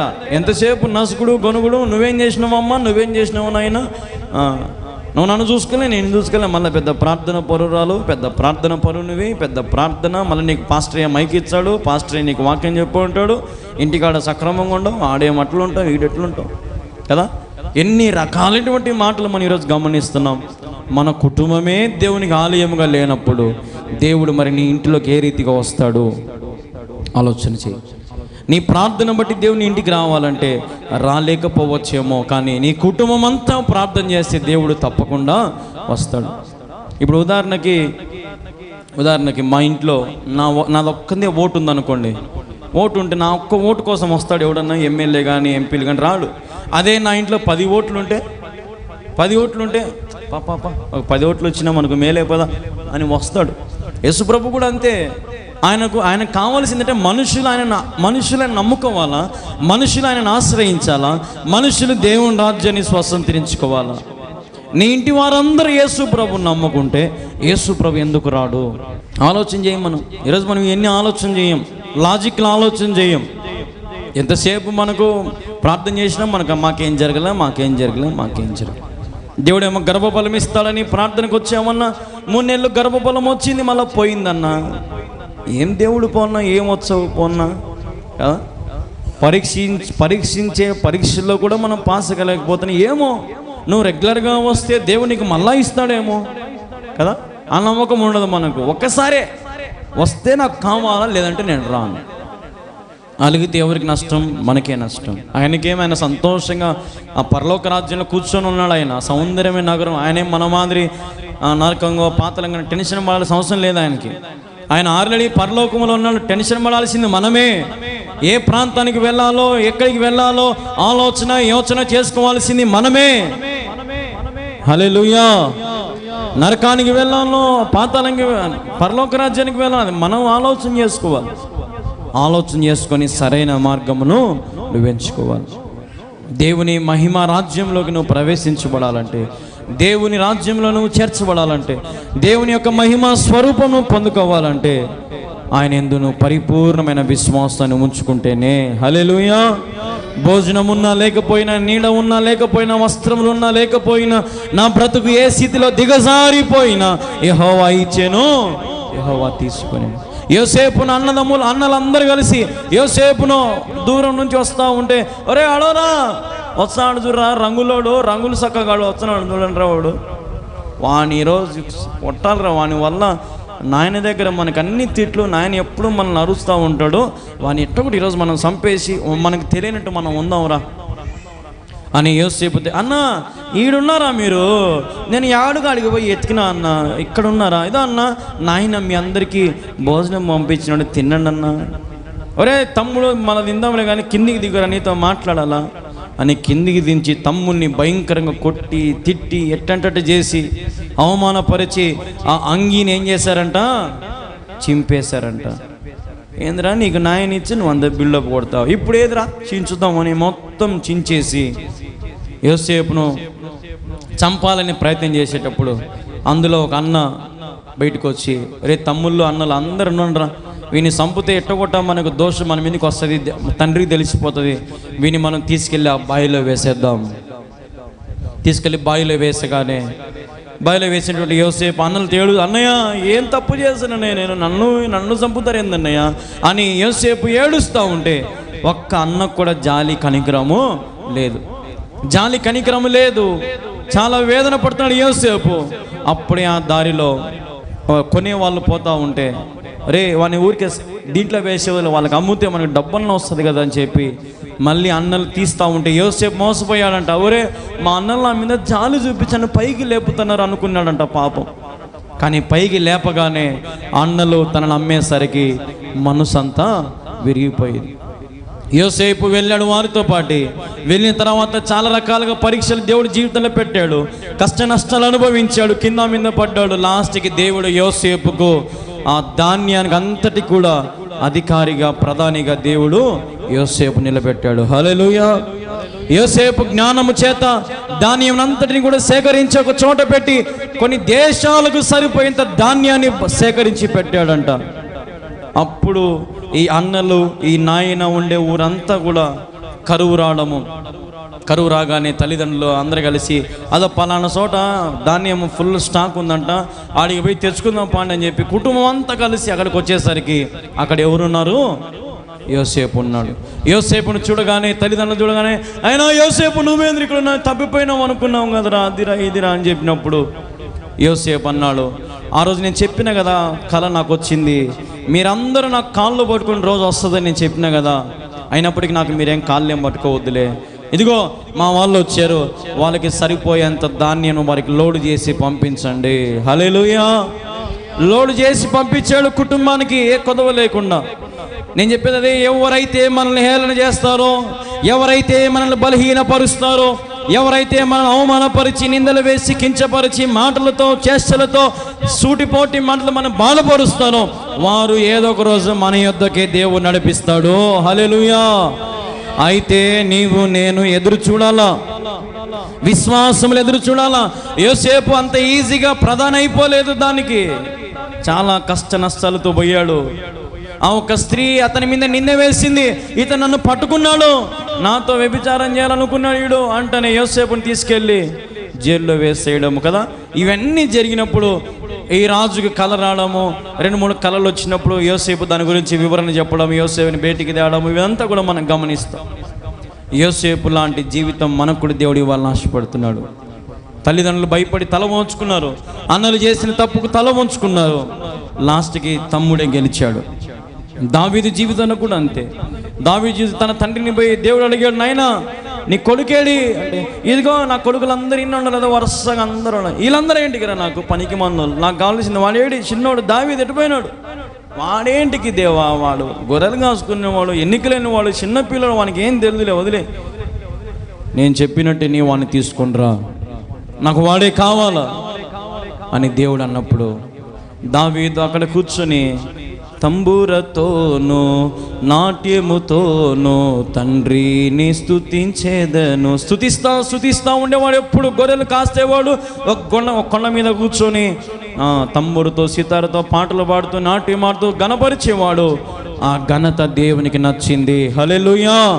దావీదును తీసుకున్నాడు. ఎన్నిక లేని దావీదును, తన కుటుంబంలో విలువ లేదు దావీదు అంటే, అన్నలకు విలువ లేదు, ఒక చాకరీ వాడు అనుకునేవారు దావీదును. తండ్రి ప్రేమ చూపించట్లేదు. లాస్ట్కి దేవుడు ప్రేమ చూపించి దావీదుని తీసుకెళ్ళి చక్రవర్తిని చేశాడు. హల్లెలూయా. ఎక్కడ గొర్రెలు కాసుకునే దావీదు ఎక్కడ చక్రవర్తిగా మారాడో మనం ఆలోచన చేయాలి. దావీదు వంశంలో నుంచి యేసుక్రీస్తు వచ్చాడట. హల్లెలూయా. దావీదు వంశంలో నుంచి యేసయ్య వచ్చాడు. యూదా గోత్రపు సింహములో యూదా, తామారు వీరిద్దరి సాంగత్యం ద్వారా ఈ దావీదు నుంచి ఇట్లా ఒక అంతా కూడా వచ్చింది, బెల్ట్ వచ్చింది అనమాట. ప్రతి దేవుని బిడ్డలారా, ఈరోజు మన జీవితంలో కూడా అట్లే చేయాలి. దేవుడు చాలా ఆశపడుతున్నాడు. ఇక్కడ కూర్చున్న వారి దేవుడు అంటున్నాడు, నీతిమంతుడు ఒక్కడును లేడు. అందరు పాపము చేసి దేవుడు అనుగ్రహించిన మహిమను మనము పొందలేకపోతున్నాం. అయితే దేవుడు ఇచ్చిన కృపను బట్టి ఇప్పుడు ఆయన మహిమను, ఆయన ప్రసన్నతను మనం పొందే అవకాశం దేవుడు మనకి ఇస్తున్నాడు. ఆ మహిమను, ఆ అవకాశాన్ని పొందుకున్నట్లయితే దేవుడు నీ హృదయమైన ఆలయంకి వచ్చి నీ హృదయమైన తలుపును తట్టినప్పుడు, నీవు కానీ తలుపును తీస్తే నీ హృదయంలోకి యేసు ప్రభు వచ్చును గాక. హల్లెలూయా. నీ హృదయంలోకి దేవుడు రావడానికి సిద్ధంగా ఉన్నాడు. దావీదుని హెచ్చించిన దేవుడు, యోసేపుని హెచ్చించిన దేవుడు ఈరోజు మరి నిన్ను హెచ్చించలేడా? ఆలోచన చేయాల మనం. ఈరోజు మరి మన జీవితంలో యోనాను కూడా హెచ్చించిన దేవుడు. రాజు సైతం యోనా మాట విన్న దేవుడు. యోబు ఏ రీతిగా అయితే కుటుంబం అంతా పోగొట్టుకున్నప్పటికీ కూడా, యోబును పరీక్షల గుండా, శ్రమల గుండా దేవుడు తీసుకెళ్ళినప్పటికీ కూడా, యోబు ఎట్టి పరిస్థితుల లోకానికి తల వంచలేదు, సైతానికి తల వంచలేదు. దేవుని మాట మీద నిలబడ్డాడు, దేవుని కోసమే బ్రతికాడు. చిల్లు పెంకులతో గీరుకుంటున్నాడు, భార్య వెళ్ళిపోయింది, ఆస్తి పోయింది, అంతస్తులు అన్నీ పోయినాయి. యెహోవా నామముకు స్తుతి కలుగును గాక అంటున్నాడు. హల్లెలూయా. మరి ఈరోజు నీ జీవితంలో మేలు చేస్తేనే మందిరానికి వస్తారు చాలామంది, ఆరోగ్యం ఇస్తేనే మందిరానికి వస్తారు చాలామంది, ఉద్యోగం ఇస్తేనే దేవుని కాడికి వస్తారు. లేదంటే ఏదైనా డబ్బులు ఊట మాదిరి పడింది అనుకో, అప్పుడు దేవుడు నాకు కష్టమంతా పోయిందని అప్పుడు లేనిపోని భక్తంతో వచ్చి దేవుని కాడ చూపిస్తారు. అప్పులు మోతే దేవుని కాడికి వస్తారు, గర్భఫలం వస్తే దేవుని కాడికి వస్తారు. లేమిలో కలిమిలో ప్రభుని మహింపరచు. హల్లెలూయా. లేమిలో దుఃఖములో వేదనలో బాధలో నువ్వు ప్రభుని మహింపరిస్తే ప్రభు నేను ఎన్ని వేల మంది మధ్యలో ఉన్నా నీ పేరు పెట్టి నేను పిలుస్తాడు. ఉదాహరణకి 2 కాసులు ఇచ్చినటువంటి విధవరాలు దేవుడు ఇలాగే ప్రసంగం చెప్తా ఉన్నాడు. కానుకలు పడతా ఉన్నారు, ధనవంతులు కానుకలు వేశారు. ఆ పేద విధవరాలు ఆలోచన చేస్తాను, చిత్తిలో 2 కాసులే ఉన్నాయి, ఈ కాసులు వేస్తే నాకు తిండి ఎట్లా, ఇప్పుడు ఇంటికి పోయి ఏం తినాలి నేను, ఏం కొనుక్కోవాలి నేను, ఏం తినాలి నేను అని ఒక దిక్కు ఆలోచన, మరొక వైపు ఏమో దేవునికి ఇచ్చేయాలనే ఆలోచన. 2 రకాలుగా సతమతలు పడింది.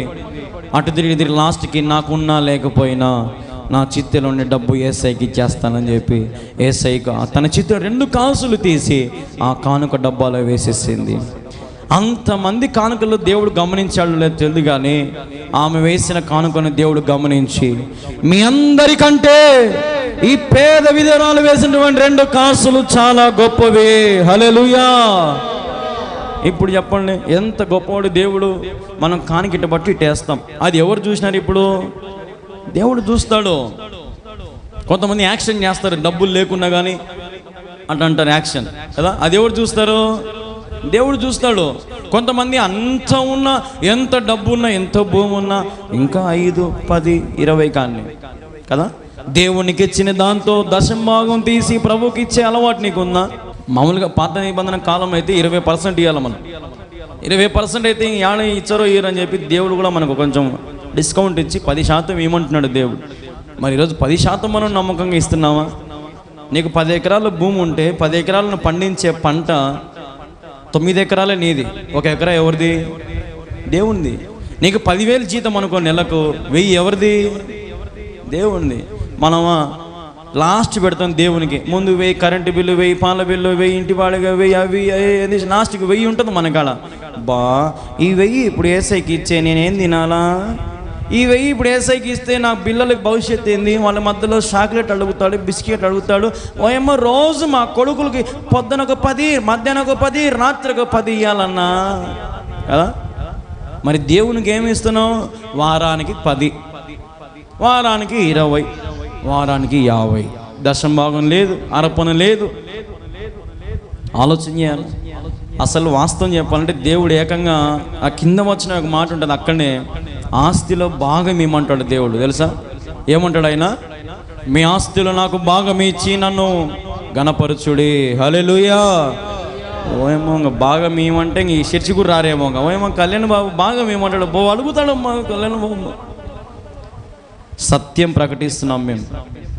సత్యాన్ని అనుసరించి మనం ప్రకటిస్తే సత్యం మనల్ని స్వతంత్రులుగా చేయునుగాక. సత్యం మనం నమ్మాలండి, వాక్యాన్ని మనం నమ్మాలి. నువ్వు కలిగింది ఇప్పుడు వాక్యం ఏమంటుంది? నేను కలిగినది ఏది ఆయన లేకుండా కలగలేదు అంటుంది. అంటే దాని అర్థమైంది, ఈరోజు నీకున్న కలిగిందంతా ఇప్పుడు ఎవరు లేకుండా కలిగినట్టు? దేవుడు ఉన్నాడు కాబట్టి కలిగింది. దేవుడు లేకపోతే నీ జీవితము శూన్యమే. ఆదామవ్వలు ఏ రీతిగా అయితే దేవుడు దిగంబరులుగా చేశాడో మనం నేటికి దిగంబరులుగా ఉండవలసిన వారమే. కానీ దేవుడు ఒరే మీరు దిగంబరులుగా ఉంటే మానము, సిగ్గు, మర్యాద పోతుంది కాబట్టి ఆ గొర్రె బొచ్చును ఒలుసుకొని చేసుకుంటారా నాయన కదా. దేవుడు మంచిగా చెప్పాడు చూడండి. వస్త్రాలు కూడా ఐడియా ఎవరు ఇచ్చారు? దేవుడు వాళ్ళకి. దేవుడే. ఇదిగోండ్రా, ఇదిగో మీకు మంచి తోట ఉంది, ఈ తోటలోనే ప్రతి పండు తినండి, సంతోషంగా ఉండండి, 3 పూట్ల మీరిద్దరు కలిసిమెలిసి నవ్వుతా మొత్తం తిరగండ్రా, ఈ పార్క్ అంతా ఎంజాయ్గా తిరగండ్రా. ఎదురే ఆ మూలను ఒక పండు ఉంది, ఆ పండు ఒకటి తగలాగండ్రా అయినా మీకు దండం పెడతా. అవ్వకు ఎందుకు చెప్పినాడు దేవుడు ఆ పండే తినద్దని? ఆ పండే నేను తింటా. ఆడలో బుద్ధి అంతే. ఏం లేదులే, ఈడికే పోయించినలే అంటే, ఈడికి అంటే ఆడికి పోయించినావు కదా, ఈడికేలే పక్కింటి ఆడిదాకా పక్కింటికి ఎందుకు పోయినావు? ఏం పని నీకు కదా. ఆడదాకా పోయి ఇచ్చినలే అబ్బా, ఏదో ఫ్రెండ్స్ కనిచ్చింటే అంటే లేదులే, అబద్ధాలు చెప్పాలి, ఏందో జరిగింది చెప్పు. లేనిపోనివి కదా. హవ్వ లాంటి స్వభావం ఇప్పుడు స్త్రీలో ఇప్పటికి చాలా మందికి ఉంది, అది అనుమానించేటువంటి స్వభావం. దేవుడు ఎందుకు అది తినద్దన్నాడు? పాము పోయింది అప్పుడే బాగా ఏమి మైండ్లో ఫస్ట్ ఆలోచన వచ్చానే దాన్ని ఎవడు పసిగట్టినాడంటే సైతాన్ గాడు పసిగట్టినాడు, పాము రూపంలో పోయినాడు. దేవుడు మీరు ఆ పండు తింటే దేవతలు దేవుళ్ళు అవుతారని కొల్లుతో కుతుంతున్న అసూయత తినద్దని చెప్పినాడమ్మా. అవ్వా పోయి తినిపో, నువ్వు కూడా దేవుని కంటే గొప్పదాని అవుతావు, నీ భర్త దేవుని కంటే గొప్పడవుతాడు, పో పో పో పో అంటానే. అవ్వ ఇంకా ఆలస్యం చేయలే, ఇంకా ఎందుకు దేవుణ్ణే సృష్టించినోనే కాలుతుందన్నాలని పోయి అనుకునింది అన్నమాట. చేసినోనే కంట్లో పొడసాలని చూసింది, వెన్నుపోటు పొడసాలని చూసింది. దేవుడు చెప్పిన మాటకు లోబడలేదు. మేము దేవుళ్ళం దేవతలం కావాలా? దేవుడిచ్చిన అన్నిటినీ మర్చిపోయి ఆ పండుని తినగానే మళ్ళీ తినింది మర్యాద కూడా వచ్చి మళ్ళీ ఆదాముకి ఇచ్చి ఆదామును కూడా సర్వనాశనం చేసింది. చాలామంది అంటారు ఆదాము గొప్ప జ్ఞానవంతుడు కదా, ఆదాము ఎట్లా తిన్నాడు, ఆదాము అంత పెద్ద జ్ఞాని కదా, ఎట్లా అవ్విచ్చనే తిన్నాడని చాలామంది అంటారు. భార్య ఇచ్చే భర్త తినుకోకుండా ఉంటాడు. భార్య చల్లగా విషం కలిపి అన్నం పెట్టి నవ్వుతా పెట్టింది అనుకో, అబ్బా నా భార్య ఎంత ప్రేమో అని కలుపుకొని తింటాడే కానీ ఏ భార్యనైనా ఎంత పెద్ద జ్ఞానైనా అనుమానిస్తాడా? అనుమానీయుడు. ఇట్లాగా ఆదాము కూడా మోసపోయాడు, పడిపోయాడు. వాళ్ళ లాస్ట్కి మళ్ళీ ఏమైపోయారు? దిగంబరులు అయిపోయారు. హల్లెలూయా, దిగంబరులు అయిపోయారు. దేవుడు సాయంత్రం అయితే రోజు వచ్చి వాళ్ళతో మాట్లాడతాడు. ఆయన మాట్లాడకుండా ఉండలేడు. రాగానే నాయన ఆదాము అవ్వ ఏడున్నారు నాయన, స్వరం వింటానే పరిగెత్తుకుంటూ పోయి చెట్లలో పడి ఆకులన్నిటినీ చుట్టుకున్నారు. దేవుడు మొత్తం గమనించి మొత్తం విని ఆయనకు మరుగైంది ఏది లేదు కదా, మొత్తం తెలుసుకొని నాయన నేను చేయొద్దనే పనే మీరు చేసినారు, మీలో ఆలోచన వచ్చింది. రాగానే సైతాన్ గడ మీతో మాట్లాడి మన మాట విని మోసపోయినావు, మీరు నా రాజ్యంలో పనికిరారు, మిమ్మల్ని నేను వెలివేస్తాను. ఇంకా మీకు లోకంలో శ్రమలే, మీకు లోకంలో ఆహారం ఉండదు, రెక్కాడితే కానీ డొక్కాడదురంగా మీకు సాగు పొండరంగా. దేవుని ప్రేమను కోల్పోయినటువంటి మొదటి జంట నేటి వరకు అదే రీతిగా మనం అవే శ్రమలు, అవే నిందలు, అవే మాటలు, అదే అప్పుడు మర్యాదగా అవ్వ ఆదాము దేవుని మాట వినింటే ఇప్పుడు మనమందరం కూడా సస్యశ్యామలంగా ఉండేవారమేమో. ఎప్పుడైతే అవిధేయత ద్వారా హవ్వ ఆ పాప మాట వినిందో చాలా నష్టపోయింది. ఈరోజు మనం కూడా దేవుడు చెప్పిన మాటను విని విశ్వసిస్తే నీ జీవితాన్ని కూడా దేవుడు సంతోషకరముగా నింపుతాడు. కళ్యాణ్ బాబు అదా దాని జోలికి వెళ్ళొద్దు నాయన అంటే, సరే యేసయ్య నువ్వు చెప్పావు కాబట్టి ఇంకా జీవితంలో దాని జోలికి నేను వెళ్ళను ప్రభువా అని నువ్వు ఎప్పుడైతే ఒక తీర్మానం చేసుకుంటావో ఆ తీర్మానాన్ని బట్టి దేవుడు నిన్ను హెచ్చిస్తాడు. ఎందుకు దేవుడు పొమ్మద్దనన్నాడికి అందరూ పోతున్నారే నేను పోవద్దా? ఆయన ఎందుకు నువ్వు పరిపూర్ణమైన విశ్వాసం ఉంచితే శ్రమలు వస్తాయి, నిందలు వస్తాయి, వేదనలు వస్తాయి, కష్ట నష్టాలు వస్తాయి. అయినప్పుడు నీ కుడికి ఎడమకు నువ్వు తిరగకుండా ప్రభు కోసం నిలబడితే దేవుడు నిన్ను తప్పకుండా హెచ్చించి ఉన్నత శిఖరం మీద ఆయన నిన్ను నిలబెడతాడు. హల్లెలూయా. అసలు నేను చిన్నప్పుడు నన్ను అందరు నత్తి అనేవారు. నాకు నత్తి ఉన్నింది చిన్నప్పుడు, మాట కూడా సక్రమంగా వచ్చేది కాదు. మా నాయనకు నత్తి ఉన్నింది, నాకు అదే నత్తి వచ్చింది, మాట అనేవాడిని. నత్తి మాట కూడా రాదు నాకు సక్రమంగా. 6th క్లాస్లో నాకు దేవుడు ఇచ్చిన వాగ్దానం, నీ నోరు బాగుగా తెరువు దాన్ని నింపేదను అన్నాడు. ఏంది బా వాగ్దానం, నోరు తెరుసు నింపుతా అంటున్నాడు దేవుడు. 7th క్లాస్ అయింది, 8th క్లాస్ అయింది, నోరు తెరిచే బూతులే వస్తున్నాయి. ఇంకా అంత పవిత్రమైన నోరు దేవుడు ఇచ్చి నోరు తెరిచే ఇంకా బూతులు మాటలు, ఇంటికాడేమో అమాయకుడు, బయట ఏమో రచ్చరచ్చ, ఇట్లా ఉండేవాడిని. అట్లాంటి నోరును దేవుడి రోజు అనర్గళంగా దేవుని మాటలు ప్రకటించబడతా ఉన్నాయి.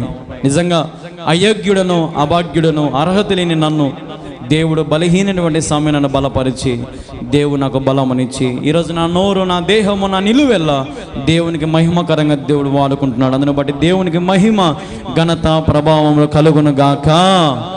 ప్రియ దేవుని బిడ్డలారా, ఈరోజు నన్ను బలపరిచిన దేవుడు, ఒక యవనస్తునిగా నేను ఏ స్థితిలో నుంచి ఏ స్థితిలోకి తెచ్చిన దేవుడు ఈరోజు నిన్ను తేలాడా, నేను వాడుకోలేడా, నేను బలపరచలేడా? ఆలోచన చేయి. నాకంటే జ్ఞానం కలిగిన వాడవు, నాకంటే పెద్దవాడవు, నాకంటే నువ్వు దేవుళ్ళు నాటకపోయిన దానివి, నాటకపోయిన వ్యక్తివి. మరి ఈరోజు నువ్వు దేవుని కోసం ఏం చేయగలుగుతున్నావు? ఆలోచన చేయి. ఒక యవనస్తుని 27 సంవత్సరాలకి దేవుడు ఇంత గొప్ప మందిరము, కలువరి ప్రార్థన టీవీ ఛానల్, ఇట్లా లైవ్, ఇవన్నీ దేవుడు ఇంత సమకూర్చి దేవుడు ఇంత చేస్తున్నాడంటే నాలో ఉన్నవాడు లోకంలో ఉన్నవాని కంటే గొప్పవాడు. లేదంటే నేను అనుకుంటే ఈ సౌండ్ సిస్టమ్ ఇవన్నీ అసలు కొనేటోను కాదు, నాకు తెలియదు, ఈ రెగ్యులేషన్ నాకు తెలియదు, ఈ మందిరం కట్టేవాడిని నాకు తెలియదు, ఏ రీతిగా ఉండేవాడినో, ఎక్కడ కలిసిపోయేవాడిని. కానీ నన్ను ఆశ్రయించిన ప్రజలను ఎన్నటికీ త్రోసివేయను. హల్లెలూయా. ఆయన ఆశ్రయించిన ప్రజలను ఎన్నటికీ త్రోసివేయను. ప్రార్థన అనేది నీ ఇంటిని నిర్మిస్తుంది. హల్లెలూయా. ప్రార్థన అనేది నీ ఇంటిని బలంగా కడుతుంది. ప్రార్థన నీ భర్త జీవితాన్ని మార్చగలుగుతుంది. ఆ ప్రధాని ఏ రీతికి అయితే ప్రభు యొద్దకు వచ్చి వేడుకున్నాడో, ఏమని వేడుకున్నాడు, ఏమని ప్రార్థన చేశాడు, నా కొడుకుని వచ్చి బాగు చేయి. ఈరోజు నువ్వు కూడా నీ కుటుంబం కొరకు ప్రార్థన చేయి. తల్లి తన కుమారులను ప్రేమించినట్లు నీవు కూడా ఇంకా బలముగా ప్రేమించి నీ బిడ్డలను. దేవుడు తల్లి కంటే తండ్రి కంటే ఎక్కువ ప్రేమిస్తున్నాడు. ఆయన నీ ప్రేమ ముందరైన ప్రేమ మహా గొప్పది. కాబట్టి నీ కుటుంబం కొరకు కన్నీరు విడిచి ప్రార్థన చేయి.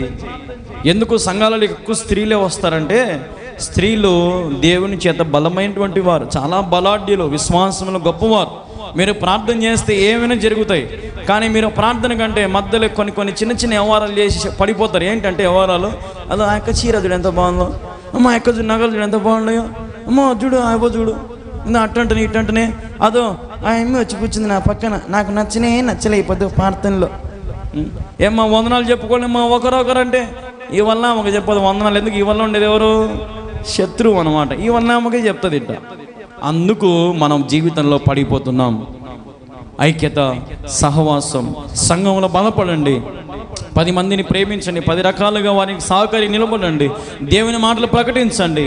నిన్ను వలె అనేక మందిని క్రీస్తులోకి నీవు నడిపించగలిగితేనే, నీ కుటుంబం అంతా నమ్ముకుంటేనే నీ వంశం అంతా నమ్ముకుంటుంది. ఒక్కరి ద్వారా కార్యం జరగాలంటే కష్టం. అదే 10 మంది నమ్ముకుంటే గొప్ప కార్యాలు దేవుడు చేస్తాడు. కాబట్టి నీ జీవితంలో కూడా యేసు ప్రభువుని నమ్ముకున్నావా? ప్రభు ఎందు విశ్వాసం ఉంచావా? అయితే నీ కుటుంబం అంతా కూడా ప్రభువులోకి నడిపించే సామర్థ్యం దేవుడు నీకు దయచేయును గాక.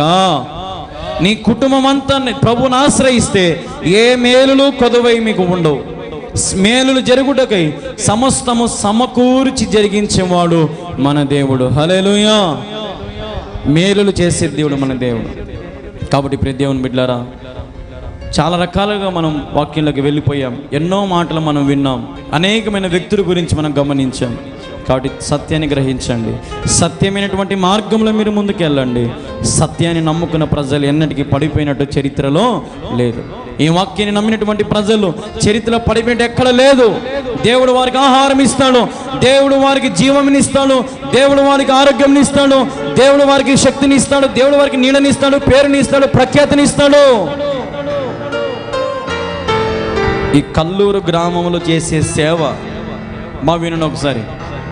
ఈ కల్లూరు గ్రామంలో చేసే ఈ సేవ, ఈ కల్వరి ప్రార్థన పర్ణశాల అనే మందిరం, ఈ సేవ ఎక్కడి దాకా వినపడింది తెలుసా మీకు? వైఎస్ జగన్మోహన్ రెడ్డి గారి భార్య భారతి గారు విని, నా పేరు రాసుకొని, నా నెంబర్ రాసుకొని పులివెందులకు నన్ను పిలిపించి, ఎక్కడికి పోయిందమ్మా కల్లూరు పేరు? ఇప్పుడు సీఎం ఇంటికి పోయింది.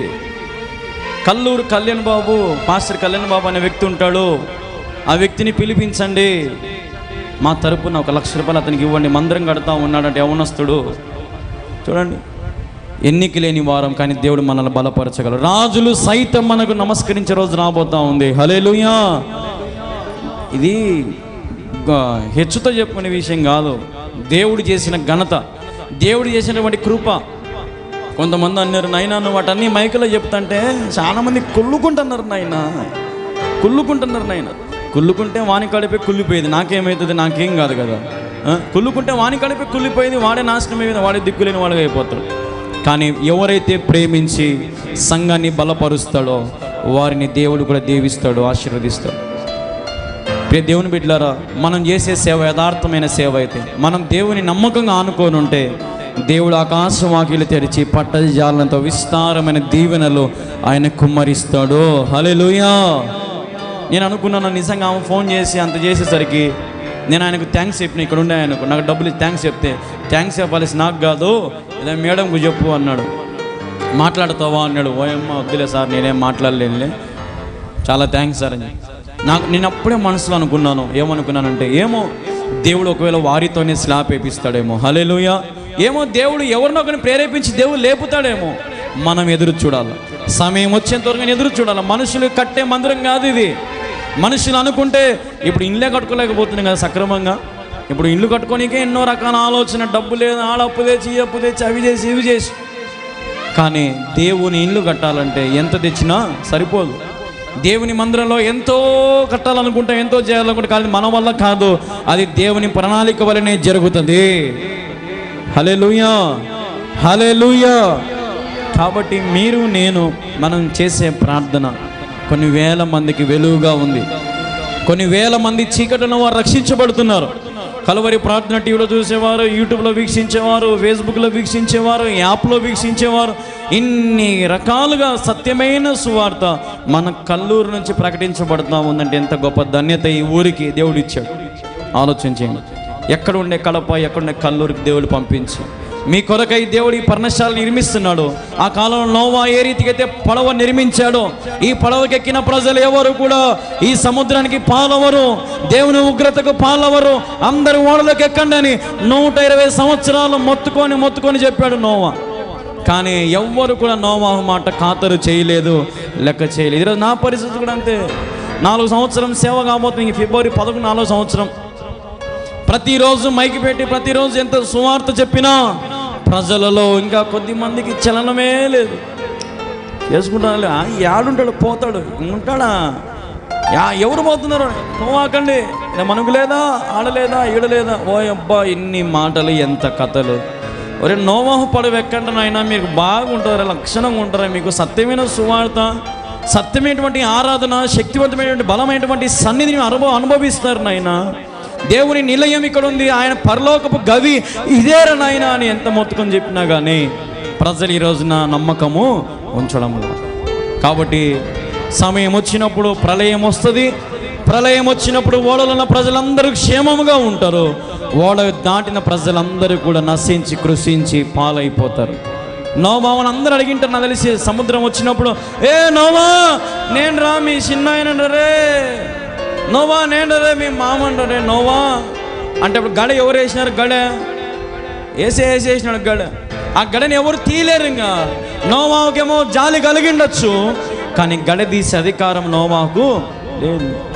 ఈరోజు నా పరిస్థితి కూడా ఉన్నంత కాలమైన సత్యమైన మాటలు ప్రకటిస్తాను. 10 మంది వచ్చినా, 100 మంది వచ్చినా, కొన్ని లక్షల మంది వచ్చినా ఈ మాటలే ప్రకటించబడతాయి. చాలామంది రాజమండ్రి అక్కడ నుంచి ఫోన్ చేసి, నాకు రాజమండ్రిలో ఎక్కువ మంది ఉన్నారు ఫోన్ చేసేవారు, నన్ను ప్రేమించేవారు. దాదాపు 100 మంది పైగా ఉన్నారు. వాళ్ళందరూ అంటారు, అన్నయ్య మా ఊరికి వచ్చాక మందిరం పెట్టనయ్య, చిన్నదైనా సరే ఒక పాకైనా పెట్టనే, ఒక షెడ్ అయినా వేసి పెట్టనే, మేము వస్తాం నీ కాడికి ఎంత దూరం అయినా. సత్యమైన పోదన్న మళ్ళీ ఒక ఏసన్న గారు ఎన్నట్టుందన్న నువ్వు వాక్యం చెప్తా ఉంటే, భక్సింగ్ గారు చెప్పినట్టుందన్న వాక్యం నువ్వు చెప్తా ఉన్నా, అంత బలంగా చెప్తావు అన్నాను, బల్లగుద్ది చెప్తావు అన్నా, ఎవరికి భయపడవన్నా నువ్వు. కానీ నీ ఊరి ప్రజలు నీ నమ్మకపోవచ్చు అన్నా, మేమైతే నమ్ముతున్నామన్నా. ఇంకేం కావాలి చెప్పండి. ఈ చిన్న కెమెరాతో ఇంతమందికి, ఇన్ని లక్షల మందికి సువార్త అందించబడతా ఉందంటే దేవుడు చేసే కార్యము గొప్పది. అందుకే ఒక పాట ఉంది, బలహీన సమయములో నీ బలము ప్రసాదించుమా, బలహీన సమయములో నీ బలము ప్రసాదించుమా, జీవనదిని నా హృదయములో ప్రవహింపచేయుమయ్యా,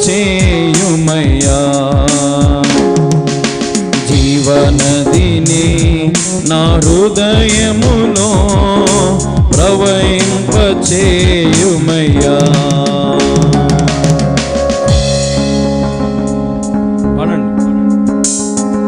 స్తోత్రం. దేవుని నామానికి మహిమ, ఘనత, ప్రభావాలు కలుగును గాక. కాబట్టి మనం ఇన్నటువంటి వాక్యాన్ని మనం గమనించండి. శరీర క్రియలన్నీ మనలో ఏమైపోవాలి? ఇప్పుడు నశించి కృషించి పోవాలా? హల్లెలూయా. శరీర క్రియలు మనలో ఉంటే గొప్ప కార్యం మనం చూడలేం. ఇప్పుడు ఆ ప్రధాని ఒకవేళ తనలో నేను గొప్పని, నేను ఈ దేశానికే ప్రధాని అనుకునింటికి నా కొడుకు బతికేటోడు కాదు. ఈరోజు మనం కూడా ఎంత స్థితి, ఎంత బ్రతుకు మనలో ఉన్నా కానీ మనలో ఉన్న ప్రతి శరీర ఇచ్చలు యేసు నామములో తొలగిపోవును గాక. ప్రతి శరీర క్రియలు నశించిపోవాలి మనలో. బలహీన సమయంలో దేవుడు మనకు బలమునిచ్చి మన సమయం వచ్చినప్పుడు ఆయన హెచ్చించేవాడు మన దేవుడు. ఈరోజు ఎండిపోయినటువంటి బ్రతుకులు దేవుడు చిగురింప చేయగల దేవుడు మన దేవుడు. ఆత్మీయమైనటువంటి వర్షము నీ మీద కుమ్మరించే దేవుడు మన దేవుడు. ప్రియ దేవుని బిడ్డలారా, కాబట్టి నీలో ఆ జీవజలపు ఊట నీలో వచ్చినట్లయితే నీవు ఇంకెన్నటికీ దప్పిక కొనవు. నీవెప్పటికీ కూడా నీ దాహము అనే మాట నీ నోట రాదు. ఉన్నదాంతో తృప్తి చెందుతావు, ఉన్నదాంతో సంతృప్తి చెంది ఉన్నదాంతో 10 మందికి నువ్వు సహాయం చేయగలుగుతావు. ఈ రోజున దేవుని బిడ్డలారా, చాలా మంది దేవుని విషయంలో నాకేముంది ప్రభు అని ఇవ్వడానికి ఏసయ్యా అంటారు. చాలా మంది మాటకు వచ్చేసరికి ఆ మాట, నాకేముంది ప్రభు, ఏమీ లేని వాడను ప్రభా, ఒట్టి చేతులుతున్నాను ప్రభా కదా. ఒట్టి చేతులతో అంటే మరి 3 పుట్ల భూమి ఎట్లా పోతుందమ్మా నాకు అర్థం కాదు. ఒట్టి చేతులతో ఉంటే నీకు ఇంట్లో నీళ్ళు ఎట్లా వస్తూ ఉంది, పనులు ఎట్లా చేసుకుంటా ఉన్నావు, సరుకులకి ఎట్లా కొంటున్నావు, ఇవన్నీ ఎట్లా చేయగలుగుతున్నావు? నువ్వు ఆరాధించే ఆరాధన నిస్వార్థమైనటువంటి ఆరాధన అయి ఉండాలి. నువ్వు ప్రార్థించే ప్రార్థన నిస్వార్థమై ఉండాలి. నీకు కలిగినది ప్రభుకి ఇవ్వడానికి నువ్వు ముందుకు ఉండాలా, ప్రభు పని చేయడానికి నువ్వు ముందుకు ఉండాలా. దేవా, నీ మందిరంలో ఏ కొదవునే నాకు చెప్పు ప్రభా, నేను ముందుకు వస్తాను ప్రభా. నా జీవితంలో ఏ కొదవ లేకుండా అన్ని నా పంటను బాగా ఇచ్చావు, ఉద్యోగం ఇచ్చావు, ఆస్తిని ఇచ్చావు, అంతస్తుని ఇచ్చావు, మర్యాద ఇచ్చావు, అన్నీ ఇచ్చావు ప్రభా. నీ మందిరానికి నేను ఏం చేయమంటావు చెప్పయ్యా. ఒక రోజున ఇలాగే ఒక సంఘంలో ఒక పాస్టర్ ఇట్లా మా వాక్యం చెప్పాక దేవుడు చెప్పాడంట, ఇదిగో పాస్టర్కి పోయి అర్జెంటుకి పోయి నువ్వు ఒక 1000 రూపాయలు డబ్బులు పాస్టర్ కాడ తినడానికి చాలా ఇబ్బందిగా ఉందంట, పాస్టర్కి ఒక 1000 రూపాయలు అని చెప్పి దేవుడు ఒక వ్యక్తితో మాట్లాడుతూ ఉన్నాడంట. సంఘంలో కూర్చునే వ్యక్తితో. ఆ వ్యక్తి, సరే దేవా, నువ్వు నాకు ఎన్నో చేసినావు ప్రభు, ఒక 1000 పెద్ద కథ కాదు నాకు, ఇదిగో పోయి ఇప్పుడే ఇచ్చేస్తావు ప్రభు అని చెప్పి ఆ 1000 తీసుకొని పోయి పాస్టర్కి ఇచ్చాడంట. పాస్టర్ తీసుకొని, నాయనా నిజంగా చాలా కష్టంలో ఉన్నానయ్యా, దేవుడే నీ ద్వారా నాకు పంపించాడు, దేవుడే నీ ద్వారా నాకు సహాయం చేశాడని చెప్పి చిన్న ప్రార్థన చేసి దీవించి పంపించాడంట. బయటికి పోగానే కింద అడిగారంట, ఏమయ్యా ఇప్పుడు వచ్చామే మందిరానికి, ఇప్పుడేం ప్రార్థన లేదు కదా? ఏమిలే, ఏందో దేవుడు నాతో పాస్టర్ బతకలేకున్నాడని చెప్పినాడు, ఒక 1000 ఇచ్చిపోదామని వచ్చినా. మంచిదేనా అది? ఏమ్మా, ఆ మాట కరెక్టేనా? ఈరోజు చాలామంది దేవుని మందిలో కానుక కూడా 10 మందికి చెప్పుకుంటారు రకం. ఏడుంది ప్రతి వారం నేను వేసే కానుక 10 అయినా ఖచ్చితంగా అనిపిస్తాను. పబ్లిసిటీ. ఇప్పుడు నేను వేసే కానుక ఇంత, ఇదిగో నేను దానికి ఆ మందిరానికి ఇచ్చింది ఫ్యాన్లు ఎవరు అనుకున్నావు? నేనే. ఏదో ఆ మందిరానికి లైట్లు ఇచ్చింది ఎవరు? నేనే కదా. ఈరోజు మనం మాట్లాడే మాటలు, మనం పలికే పలుకులు ఏ రీతిగా ఉన్నాయంటే చాలా దయనీయమైనటువంటి స్థితిలో ఉన్నాయి. ప్రతి దేవుని బిడ్డలారా, ఈరోజు నువ్వు చేసేది ఏదైనా సరే మరుగున పెట్టుకొని ప్రభు పని చేయి. హల్లెలూయా. మరుగున పెట్టుకొని ప్రభు పని చేయి. యేసు ప్రభు సువార్త ప్రకటిస్తున్నాడు, అద్భుత కార్యాలు చేస్తున్నాడు, ఆశ్చర్యకార్యాలు చేస్తూ ఉన్నాడు. కానీ చాలామంది యేసు ప్రభు దగ్గర, యేసయ్యా నువ్వు ఎంత చేస్తావో చెయ్యి, మా ఇల్లు నమ్ముకొని అయినా సరే నీకు ముందుకు వచ్చి నీ సేవకు సపోర్ట్ అనలేదా? మా ఇల్లు నమ్ముకున్నారు యేసు ప్రభు కోసం. దేవుడు చేసే సువార్తకు ఇల్లు వాకిళ్ళు నమ్ముకొని, దేవా ఇదిగో చెయ్యి, ఇంతమందికి ఆహారం లేదు మా దగ్గర, ఎట్లా చేయాలా? యేసుప్రభు అంటాడు, అందరికీ అన్నం పెట్టాల్సిందే అంటాడు, అంతే. ఆయన చేతిలో 1 రూపాయి డబ్బు పెట్టాడు, 1 రూపాయి సహాయం చేయడు. కానీ సమర్పణగా వాడు చిన్నోడు ముందుకు వచ్చి, ఇదో నా కాడ 5 రొట్టెలు 2 చేపలు ఉన్నాయి. సమర్పణ కలిగిన వారు లేపబడాలా దేవుని మందిరంలో. ఆ 5 రొట్టెలు 2 చేపలు దేవుడు ఆశీర్వదించగా ఎన్ని గంపలు మిగిలినాయి? 12 గంపలు మిగిలినాయి. దేవుని గొప్ప కార్యం అది. దేవుడు నీ జీవితంలో సమర్పణగా హృదయం నీలోకుంటే, ఇప్పుడు నాకు ఒక చిన్న డౌట్ అమ్మ, మీరే చెప్పండి మీ నోటితో. ఇప్పుడు ఆ చిన్నోడు 5 రొట్టెలు 2 చేపలు ఇచ్చాడు కదా, దేవుడు వాటిని ఆశీర్వదించి దాటిని అందరికి వండి పెట్టాడు. 5,000 మంది పురుషులకు, అంటే ఇంకా పిల్లలు జల్లా అంతే ఒక 25,000 30,000 వేసుకోండి, అంతమందికి దేవుడు అన్నం పెట్టినాడు. ఇప్పుడు క్రెడిట్ ఎవరికి పోతుంది? ధన్యత ఎవరికి పోతుంది? ఎవరికి పోతుంది ధన్యత? దేవుడు కాదు. ఫస్ట్ ఇచ్చినోడు గొప్పోడు కదా, పిల్లోడు గొప్పోడు కదా. అసలు పిల్లోడు ఇవ్వకపోయింటే దేవుడు ఏం చేసేవాడా? ఏం చేసేవాడు కాదు. కానీ ఆ పిల్లోడు ఇచ్చిన దానికి ఇప్పుడు ఆ 30,000 మందికి అనుకోండి ఉదాహరణకి, అన్నం పెట్టింది ఎవరు? ఇప్పుడు చిన్నోడే. ఒక చిన్నోడు 30,000 మందికి ఆహారం ఇచ్చాడు. హల్లెలూయా. దేవుడు గొప్ప కార్యం చేశాడు అక్కడ. దేవుడు తన మహిమను చూపించాడు అక్కడ. ఈరోజు నీవు కూడా సమర్పణలు ముందుకు వచ్చినట్లయితే నిన్ను కూడా దేవుడు కొన్ని 1000 మందికి ఆశీర్వాదకరముగా నిలబెట్టును గాక. హల్లెలూయా. దేవుని పనికి సమర్పించుకున్న వారు చరిత్ర నష్టపోయినట్లేదు. ఆశీర్వాదాల పంట కోస్తారు తెలుసా? ఆశీర్వాదాల మూటలు పొందుకుంటారు మీరు తెలుసా? ప్రియ దేవుని బిడ్డలారా, సంతోషం అనుభవిస్తారు, సమాధానం అనుభవిస్తారు. దేవుడు చేసే గొప్ప కార్యం అదే. ఏనైనా నీకు అప్పులు లేవా, నీకు శ్రమలు? నాకు అప్పులు ఉన్నాయి. మందిర నిర్మాణం నేను కూడా చిన్న చిన్న అప్పులు చేసిన. నేను మాటలు పడతా ఉంటాను, నన్ను అంటారు నువ్వు పాస్టర్ వేనా ఏంది ఇట్లా నన్ను అంటారు, కించపరిచే మాటలు మాట్లాడతారు. కానీ నేను ప్రభువా ప్రభువా ఏం ప్రభువా మాటలు అనిపించుకున్న ప్రభువా, నీ మందిరం కదా ప్రభువా, సహాయం చేయ ప్రభువా, అప్పులు ఉన్నాయి ప్రభువా, తీరిపోవాల సహాయం చేయ ప్రభువా. దేవుడు అప్పుడప్పుడు ఒక 10,000, ఒక 20,000, ఒక 5,000, ఒక 500, 1000 అట్లా దేవుడు సహాయం చేస్తూ వస్తున్నాడు. అప్పులు కట్టుకుంటూ వస్తున్నాడు. దేవుడు ఏ రోజుకైనా ఒక విషయం చెప్తుంది చూడండి, సమృద్ధినిచ్చే దేవుడు కాదు మన దేవుడు, మనకు ఆ రోజుకి సరిపోయి ఇచ్చే దేవుడు మన దేవుడు. హల్లెలూయా. నువ్వు సమృద్ధిని ఇస్తున్నావు, మళ్ళీ పలకవు ఆయనకు. నీ కడుపు నుండి అన్నం పెడితే మళ్ళీ సాయంత్రం మందిరానికి వస్తావా? రావు. ఎందుకు? అబ్బా మధ్యాహ్నం ఫుల్ తిన్నా బాబు, కూర్చొని కడుపు కుట్టు పట్టింది, ఇంకా నేను రాలేను బాబు ఇప్పుడు సాయంత్రం కదా, ఈరోజు నేను రాలేనయ్యా కళ్యాణ్ బాబు ప్రార్థనకి. దేవుడు కూడా అందుకే మనకు సమృద్ధిని ఇవ్వాలంటే ఇవ్వడం అంత ఈజీగా, నువ్వు కష్టపడతా రావాలి. ప్రతి విషయాన్ని ప్రభు దగ్గర చెప్పాలి. దేవా ఇదిగో ప్రభు ఈ శ్రమ ఉందయ్యా, సరే బిడ్డ నీ శ్రమ నేను విన్నాను, కొద్ది కాలం వెయిట్ చేయి, సమయం వచ్చినప్పుడు నీ సమస్యని తీరుస్తాను, అంతవరకు ప్రార్థన జీవితం కలిగి ఉండు. నీ కష్టం నువ్వు కష్టపడతా ఉండు, నువ్వు చేసే పని నువ్వు చేస్తూ ఉండు. గాల్లో దీపం పెట్టి యేసయ్యా అనొద్దు.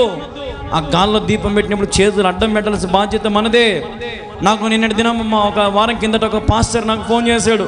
పాస్టర్ ఫోన్ చేసి అన్నాడు, ఏమయ్యా నువ్వు వాక్యం అయిపోయినాక లాస్ట్లో ఒక మాట అన్నావే అది కరెక్టా అన్నాడు. ఏమన్నాయా బాబు చెప్పు నాయన, నాకు నేను సరి చేసుకుంటలే చెప్పు అన్న.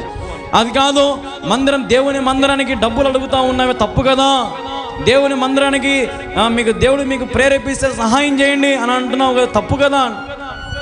ఓరా నాయన ఎవరు నువ్వు అసలు తప్పు అనింది? నేను నాకు 1,00,000 రూపాయలు ఇవ్వండి, 2 లక్షలు ఇవ్వండి, 10 లక్షలు అంటే తప్పు. నేను మీకు దేవుడు ప్రేరేపిస్తే సహకరించడం లేదా ప్రార్థన చేయండి అంటున్నా, దాంట్లో ఏం తప్పు ఉందిరా నాయన? నువ్వు దేవుని దగ్గర పశ్చాత్తాపడి క్షమాపణ అడగాల. సరే కానీ నువ్వెట్ట మందిరం కట్టినావు చెప్పు అని అడిగినా. నువ్వెట్ట మందిరం కట్టినావు చెప్పు అంటే, ప్రార్థనతో నేను మందిరం కట్టినా బ్రదర్. అసలు చెప్పేదానికి ఏమైనా నమ్మకం ఉందా? అసలు నమ్మదానికి. ఇప్పుడు నేను కూడా రోజు ప్రార్థన చేస్తా, గాల్లో దీపం పెడతా, అయిపోతుందా మందిరం? కష్టపడకూడదా మనం? ఇటుకలు మోయకూడదా? ఇసుక మోయకూడదా? 10 మంది దగ్గరికి వెళ్ళకూడదా? 10 మందికి దేవుని గురించి చెప్పకూడదా? కానీ ఈయన టెక్నిక్ గడి చెప్తారంటే ఎట్లా మాట చెప్పమంటారా? నేను చెప్తా, వీళ్ళు ఎట్లా చేస్తారంటే కొంతమంది సేవకులని ఎవరైనా సరే, అమ్మా మనకు మందిరానికి కడ్డీలు కావాలా, ప్రార్థన చెయ్యండి అంటే దాని అర్థమైంది ఇంకా ఇయ్యండి అనే అర్థముగా, అంతే కదా. కానీ మనం అట్లా అడగం, దొంగసాటు మనకు అవసరం లేదు. దేవుడు మీకు ప్రేరేపిస్తే సహకరించండి, దేవుడు మిమ్మల్ని దీవిస్తాడని చెప్తాను. కానీ మేము మోకాళ్ళొంగి ప్రార్థన చేస్తున్నాము, దేవుడు విన్నాడు. ఆకాశం నుంచి ఇటుకలు పంపిస్తాడు దేవుడు, ఆకాశం నుంచి సిమెంట్ పంపిస్తాడు దేవుడు. మనుషులను లేవనెత్తేవాడు ఆయన. హల్లెలూయా. మనుషులు లేవనెత్తి, మనుషులను సమర్పణ వారు లేవనెత్తి పంపిస్తాడు ఆయన. పో పలానా చోట మందిరం కడుతూ ఉన్నారు, ఆడికి పోయి నీకు కలిగిందాన్ని ఇచ్చినా పో. నిద్రపోనీడు ఆయన. రాత్రి పగలు నువ్వు ఇచ్చేంత వరకు నీకు నిద్ర రాదు తెలుసా. ఈరోజు చాలామంది ప్రశ్నించేదానికి ముందు ఉంటారు, కానీ పిల్లి కూడా బిచ్చం పెట్టిన వాళ్ళు చాలామంది ఉన్నారు. మళ్ళీ నేను వైజాగ్లో సేవ చేస్తున్నా పాస్టర్ గారు, వైజాగ్లో సేవ చేసేవానివి, అంతమంది ఉద్యోగస్తులు ఈ మధ్య ఉంటే నీకు డబ్బు ఏం పని? నీకు దశంభాగాలు వస్తాయి, నీకు కానుకలు వస్తాయి, నీకు అర్పణలు వస్తాయి. వచ్చి ఇక్కడ పల్లెటూరులో సేవ చేయి, పల్లెటూరులో 5-10 వచ్చేసారి కానుక చేసి సేవ, అక్కడ సేవ చేయి, చూద్దాం మరి నీ సేవ ఏందో, నీ ప్రార్థన తనం ఏందో. 15 లక్షల కనెక్షన్ టీవీ ఛానల్ మెయింటైన్ చేస్తాను నేను. సంవత్సరానికి లక్షల రూపాయలు కట్టాలా. ఏపీ ఫైబర్ దాంట్లో సెటప్ బాక్స్లు ఛానల్ రావాలంటే ఈ మందిర నిర్మాణం ఏంది, వచ్చే ఖర్చులేంది, నెల ఖర్చులేంది, కంతులేంది, ఈఎంఐలేంది, అప్పులేంది. జుట్టు పీక్కుంటా నేనే ఒక్కొక్కసారి ఇట్లా, ఏంది ప్రభువా ఇన్నా తండ్రి, నేనే పెద్ద ఉద్యోగం లేదు నాకు, పోనీ నాకేమన్నా నెల ఇంత ఖచ్చితంగా ఇంత అమౌంట్ వస్తుంది ఒక ధీమా కూడా లేదు. ఈ నెల ఎట్టని మేరీ ఈ నెల మనకు ఇన్ని ఉండే కట్టాలి ఎట్లా మేరీ? ప్రతి నెల భయమే, ప్రతి నెల వణుకే. కానీ ఏ రోజు సభ మానుకోను. ప్రభువా ఇదిగో నేను నీ పని చేస్తాను ప్రభువా, నా పని నువ్వు చేయేసయ్యా, నీవే సాయం చేయాలి ప్రభువా, నువ్వే కృప చూపించయ్యా. ఒక వారం కిందట, ఒక 2 వారాలకి, ఒక నెల అనుకుంటే దగ్గర ఒక అమ్మ చూసి ఫోన్ చేసి నాకు రాజమండ్రి నుంచి, ఎప్పుడో నేను మనకు ఈ మందిరం కూడా లేదు అప్పుడు, లోపల మనకు ఒక రూమ్ ఉండింది, ఆ రూమ్లో ఎంకలపక్క ఒక నల్లది బట్ట వేసుకొని అక్కడ వాక్యం చెప్పేవాళ్ళం. మనం ఆ రూమ్లో చేసుకునే వాళ్ళం, గుర్తుందా మీకు? ఆ రూమ్లో చేసేవాళ్ళం. ఆ రూమ్లో చేసే ప్రార్థన నిండిందంటామా. లాస్ట్ నేను ఏడుస్తా కన్నీరు చెప్పి వాక్యం విని ఆ వాక్యం ఆమె గుచ్చుకొని నాకు 10,000 పంపించింది. 10,000 పంపించింది. ఆ వాక్యం ఎప్పుడో చెప్పిన వాక్యము, 2 సంవత్సరాల కింద చెప్పిన వాక్యం ఎప్పుడు గుచ్చుకుంటున్నా ఆమెకు? ఈరోజు గుచ్చుకుంటాను. ఎందుకు నేను పదే చెప్తానంటే, దేవుని మందిరానికి దేవుడే తన బిడ్డను లేవనెత్తుతాడు. హల్లెలూయా. దేవుని పనికి దేవుడే లేపుతాడు. ఒకడు అన్నాడు, అసలు మందిరం ఏంటికి నీకు లేదని ఆయన మందిరం అంటే, నాకెందుకు లేదు మందిరం అంటే, నువ్వేమో మందిరం కూర్చొని చల్లగా ఫ్యాన్ కింద కూర్చొని ఆరాధన చేయాలా, మేమేమో షెట్టు కింద కూర్చొని ఆరాధన చేయాలా నాయన? బ్రదర్, దేవుని ప్రణాళిక అయితే మందిరం అదే కట్టిపోతుంది బ్రదర్. ఏం దూతలు దిగొచ్చి కడతాయా మందిరం? దూతలు వచ్చి సిమెంట్ మోస్తాయా? ఏమ్మా జరుగుతాయా ఇన్ని కార్యాలు? ఈరోజు సేవకులు కూడా ఎంత ఘోరమైనటువంటి దిగజారిపోతున్నాడు. లాజిక్ ఉండదు, ఒక భయము భక్తి ఉండదు, ఎట్లా పడితే అట్లా మాట్లాడతారు. నేను చేసే సేవను వచ్చి ఒక 1 నెల రోజులు చేయను, ఆయన ప్రశ్నించేవాడా? తెలుస్తుంది నేను పడి కష్టమేందో, నిందలేందో, బాధలేందో, నేను ఎక్కడున్నాను ఎప్పుడు నీకు ఏం తెలుసు? ఊరికి టీవీలో చూసి ఇతనికి ఛానల్ ఉంది, కోట్లు ఉంటుంది, లక్షలు ఉంటుంది అనుకుంటున్నావేమో. అంత సీనే లేదు నాయన. ఏ పూటకు ఆ పూట తినే బతుకునైనా మాది. దేవుడు మమ్మల్ని పోషిస్తున్నాడు, దేవుడు మమ్మల్ని ఆశీర్వదిస్తున్నాడు, ఏ కొదవ లేకుండా దేవుడు మమ్మల్ని దీవిస్తున్నాడు. ఆయన పెద్ద పెద్ద సేవకులతో పోలుస్తున్నాడు. పీజీ స్టీఫెన్ పాల్ లాగా నువ్వు కూడా టీవీ ఛానల్ నీకు ఉంది, నీకు ఎన్ని లక్షలు పడి ఉంటుంది, ఎన్ని కోట్లు పడి ఉంటుందో.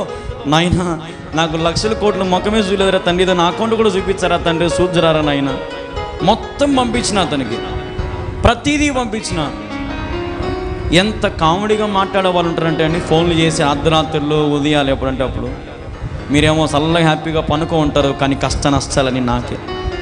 ఒకడు పడనోడు ఫోన్ చేస్తాడు, ఒకడు వార్నింగ్ ఇచ్చేవాడు ఫోన్ చేస్తాడు, ఒకడు మంత్రాలు చేసి వేసిపోతాడు ఏదో ఒకటి, ఒక్కొక్కడు ఒక రకంగా చేసిపోతాడు. సేవకుడిని ఆడుకుంటాడు అన్నమాట. సేవకుడు అంటే ఆడుకునేవాడు. ఇప్పుడు సేవకుడు అంటే ఎన్నికలేనోడు, ఉద్యోగం లేక తద్యోగంలో కొద్ది సేవ చేస్తానని చాలామంది అనుకుంటున్నారు. ఇప్పుడు ఆయనను ఏర్పాటు చేసుకున్న ప్రజలు, ఆయన ఏర్పాటు చేసినటువంటి బిడ్డలు, ఆయనకు ఏ కొదవ లేకుండా దేవుడే చూసుకుంటాడు. చెప్తున్న మాట కూడా ఇదే, మీలోనవన్నీ శరీరిచ్చలన్నీ తీసివేసుకోండి, ఫ్రీగా ఖాళీ హృదయంతో ప్రభువా అనండి. ఆయన స్వరము తప్పకుండా మీకు వినపడతాయి. ఆయన స్వరము, ఆయన క్రియలు మీరు కల్లారా చూడగలుగుతారు. అదే మన హృదయం కల్మషము, మనలో స్వార్థం ఉండి, నాకు ఇప్పుడు 1,00,000 రూపాయలు పంపించిందిరా భారతీ మేడం, ఒక 50,000 మందిరం కట్టి ఒక 50,000 నొక్కేస్తా నేను అనుకున్నాను అనుకో. ఉదాహరణకమ్మ, నేను ఏమని ఇప్పుడు నాకు 1,00,000 రూపాయలు డబ్బులు వచ్చింది, ఒక 50,000 మందిరం కట్టేసి ఒక 50,000 నేను నొక్కేస్తా. తప్పేముంది? నొక్కేస్తే ఎవడు చూస్తాడు? ఇప్పుడు దేవుడు చూస్తాడు. ఎందుకు? ఇది ఎవరి పని? దేవుడు అంటాడు, నాయనా నీ జీతం ఇచ్చేది నేను, జీతం తీసుకుని తృప్తి పడరా నాయనా నువ్వు, నీకు వచ్చే ప్రతి రాబడి నా మందిరం కోసం వాడు. హల్లెలూయా. అసలు నేను వాడుకునేవాడినైతే, తినేవాడినైతే అసలు ఇంత స్థలం నేను దేవునికి ఇవ్వాల్సిన అవసరమే లేదు. నేను పెద్ద ఇల్లు కట్టుకోవచ్చు కదా, పెద్ద ఇల్లు కట్టుకొని దేవునికి చిన్న ఒక 5 సెంట్లో ఒక చిన్న పాక వేసి షెడ్ వేసి పెట్టేయచ్చు. అట్లా ఇదో మందిరం మీకు ఇదే అనొచ్చు. కానీ నేను 10కి 10 రూమ్ నాది, ఇట్ట 10 నా రూమే 10కి 10 సైజు. కానీ దేవుని మందిరం 25 సెంట్లు. ఆలోచించండి నా మనస్తత్వం ఏదో. దేవుడు అంటే నాకు పిచ్చి, దేవుని మీద నాకు ఉన్నటువంటి ఆశ. నేను ఎప్పటికైనా సరే నన్ను నమ్ముకున్న ప్రజలు, నా మాటలు విన్న ప్రజలు దేవుని దగ్గరికి వెళ్ళాలనేదే నా ఆశ. నా బ్యాచ్ని అంతా తీసుకోవాలి. ఏసా ఇదిగో నా బ్యాచ్ అంతా, నా ప్రజలు ఇదిగో, నువ్వు చెప్పినట్టుగా సత్యాన్ని ప్రకటించి వీళ్ళని కట్టుకున్నాను ప్రభువా. ఇది నాకు కావలసినటువంటి భాగ్యం, ధన్యత. ఈ లోకంలో పేరు, ప్రఖ్యాత, ఘనత, మర్యాద నాకు ఏమి అవసరం లేదు. దేవుడు ఇస్తే పొందుకుంటా, దేవుడు అణిచివేస్తే అణిచిపోతా, దేవుడు పొమ్మంటే వెళ్ళిపోతా, దేవుడు రమ్మంటే ఉంటా. అది దేవుడు నాకు ఇచ్చినటువంటి ప్రణాళిక, పిలుపు. కాబట్టి మీరందరూ కూడా ప్రభు యందు విధేయత కలిగి, సంపూర్ణత కలిగి, నోవాహుకు ఏ రీతిగా అయితే ఓడ కట్టాడో ఆ ఓడలోకి వచ్చి కూర్చుంటే మీకే క్షేమం. ఎందుకంటే ఇదే పరలోకపు గవి, ఇదే పరలోకపు గవిని కల్వరి ప్రార్థన పర్ణశాలే. ఈ మందిరం కొన్ని వందల గ్రామాలు, కొన్ని వందల రాష్ట్రాలకి ఒక వెలుగు ఉండబోతా ఉంది రాబోయే దినాలలో. హల్లెలూయా. సత్యాన్ని ప్రకటించబడుతూ ఉంది. మనుషులను మసిపూసి మారడికే సంఘం కాదు మంది. ఉన్నది ఉన్నట్టుగా. ఇప్పుడు మీరు అద్దం దగ్గర పోయినారనుకోమ్మా, మీరు అద్దంలో మీరు ఎట్లుంటే కనపడుతుందా, లేదంటే తెల్లగా కనపడతారు అద్దంలో? ఎట్లుంటే అట్లే కనపడతారు. వాక్యం కూడా అంతే, మీరు ఎలాగున్నారో అలాగే వాక్యంలో మీకు కనపడుతుంది. హల్లెలూయా. కనపడినప్పుడు ఏంది నాకు నచ్చలేదు, పాస్టర్ ఇప్పుడు నాతోనే మాట్లాడినాడు, ఇప్పుడు పాస్టర్ నాతోనే కూర్చున్నాడు, నేను పోయి అలుగుతా, ఇంటికాడ పోయి పనుకుంటా, 1 నెల రాను, 2 నెలలు రాను, 6 నెలలు రాను, సంవత్సరం రానండి. ఎవరికి నష్టము? నీకే నష్టం. ఆ ముఖము, ఆ అద్దములో నీ ముఖము కనపడినప్పుడు, ఇదిగో నాలో ఈ మచ్చ ఉంది, ఈ మచ్చ నేను తీసేసుకుంటావు ప్రభువా. ఇదిగో యేసయ్యా, నా ముఖంలో ఇదిగో కలతలు ఉన్నాయి, నా ముఖములో సంతోషం లేదు, నెమ్మది లేదు దేవా, నాకు సంతోషాన్ని అడిగితే రోజు రోజుకి నీ ముఖము తేజస్సుతో, సౌందర్యమైనటువంటి సూర్యకాంతపు తేజస్సుతో నీ ముఖము దేవుడు నింపుతాడు. మోషే కింద ఉన్నంత వరకు మోషేనే. ఎప్పుడైతే మోషే తాపులెక్కుతూ పైకి పోయి ఆ 10 ఆజ్ఞలు 2 పలకలు తీసుకొని కిందికి దిగుతూ ఉన్నాడో మోషే కాదు. హల్లెలూయా. మోషే స్వరూపం మారిపోయింది. మోషే ముఖము సూర్యకాంతి పోలే తేజస్సుతో వెలిగిపోతా ఉంది. కింద ఉండే ప్రజలందరూ మోషేను చూడలేక కళ్ళు మూసుకుంటున్నారంట, నేలకు చూసుకుంటున్నారంట. అంటే ఎంత గొప్ప పవిత్రుడు ఆలోచన చేయండి. ఈరోజు నీ పవిత్రత చాలా ఇంపార్టెంట్, నీ పరిశుద్ధత చాలా ఇంపార్టెంట్, నీలో ఫలించి అభివృద్ధి పొందే లక్షణాలు చాలా ఇంపార్టెంట్. కడు జ్ఞాపకం చేసుకొని దేవుడి మాటలు దీవించి ఆశీర్వదించును గాక. ఆమేన్.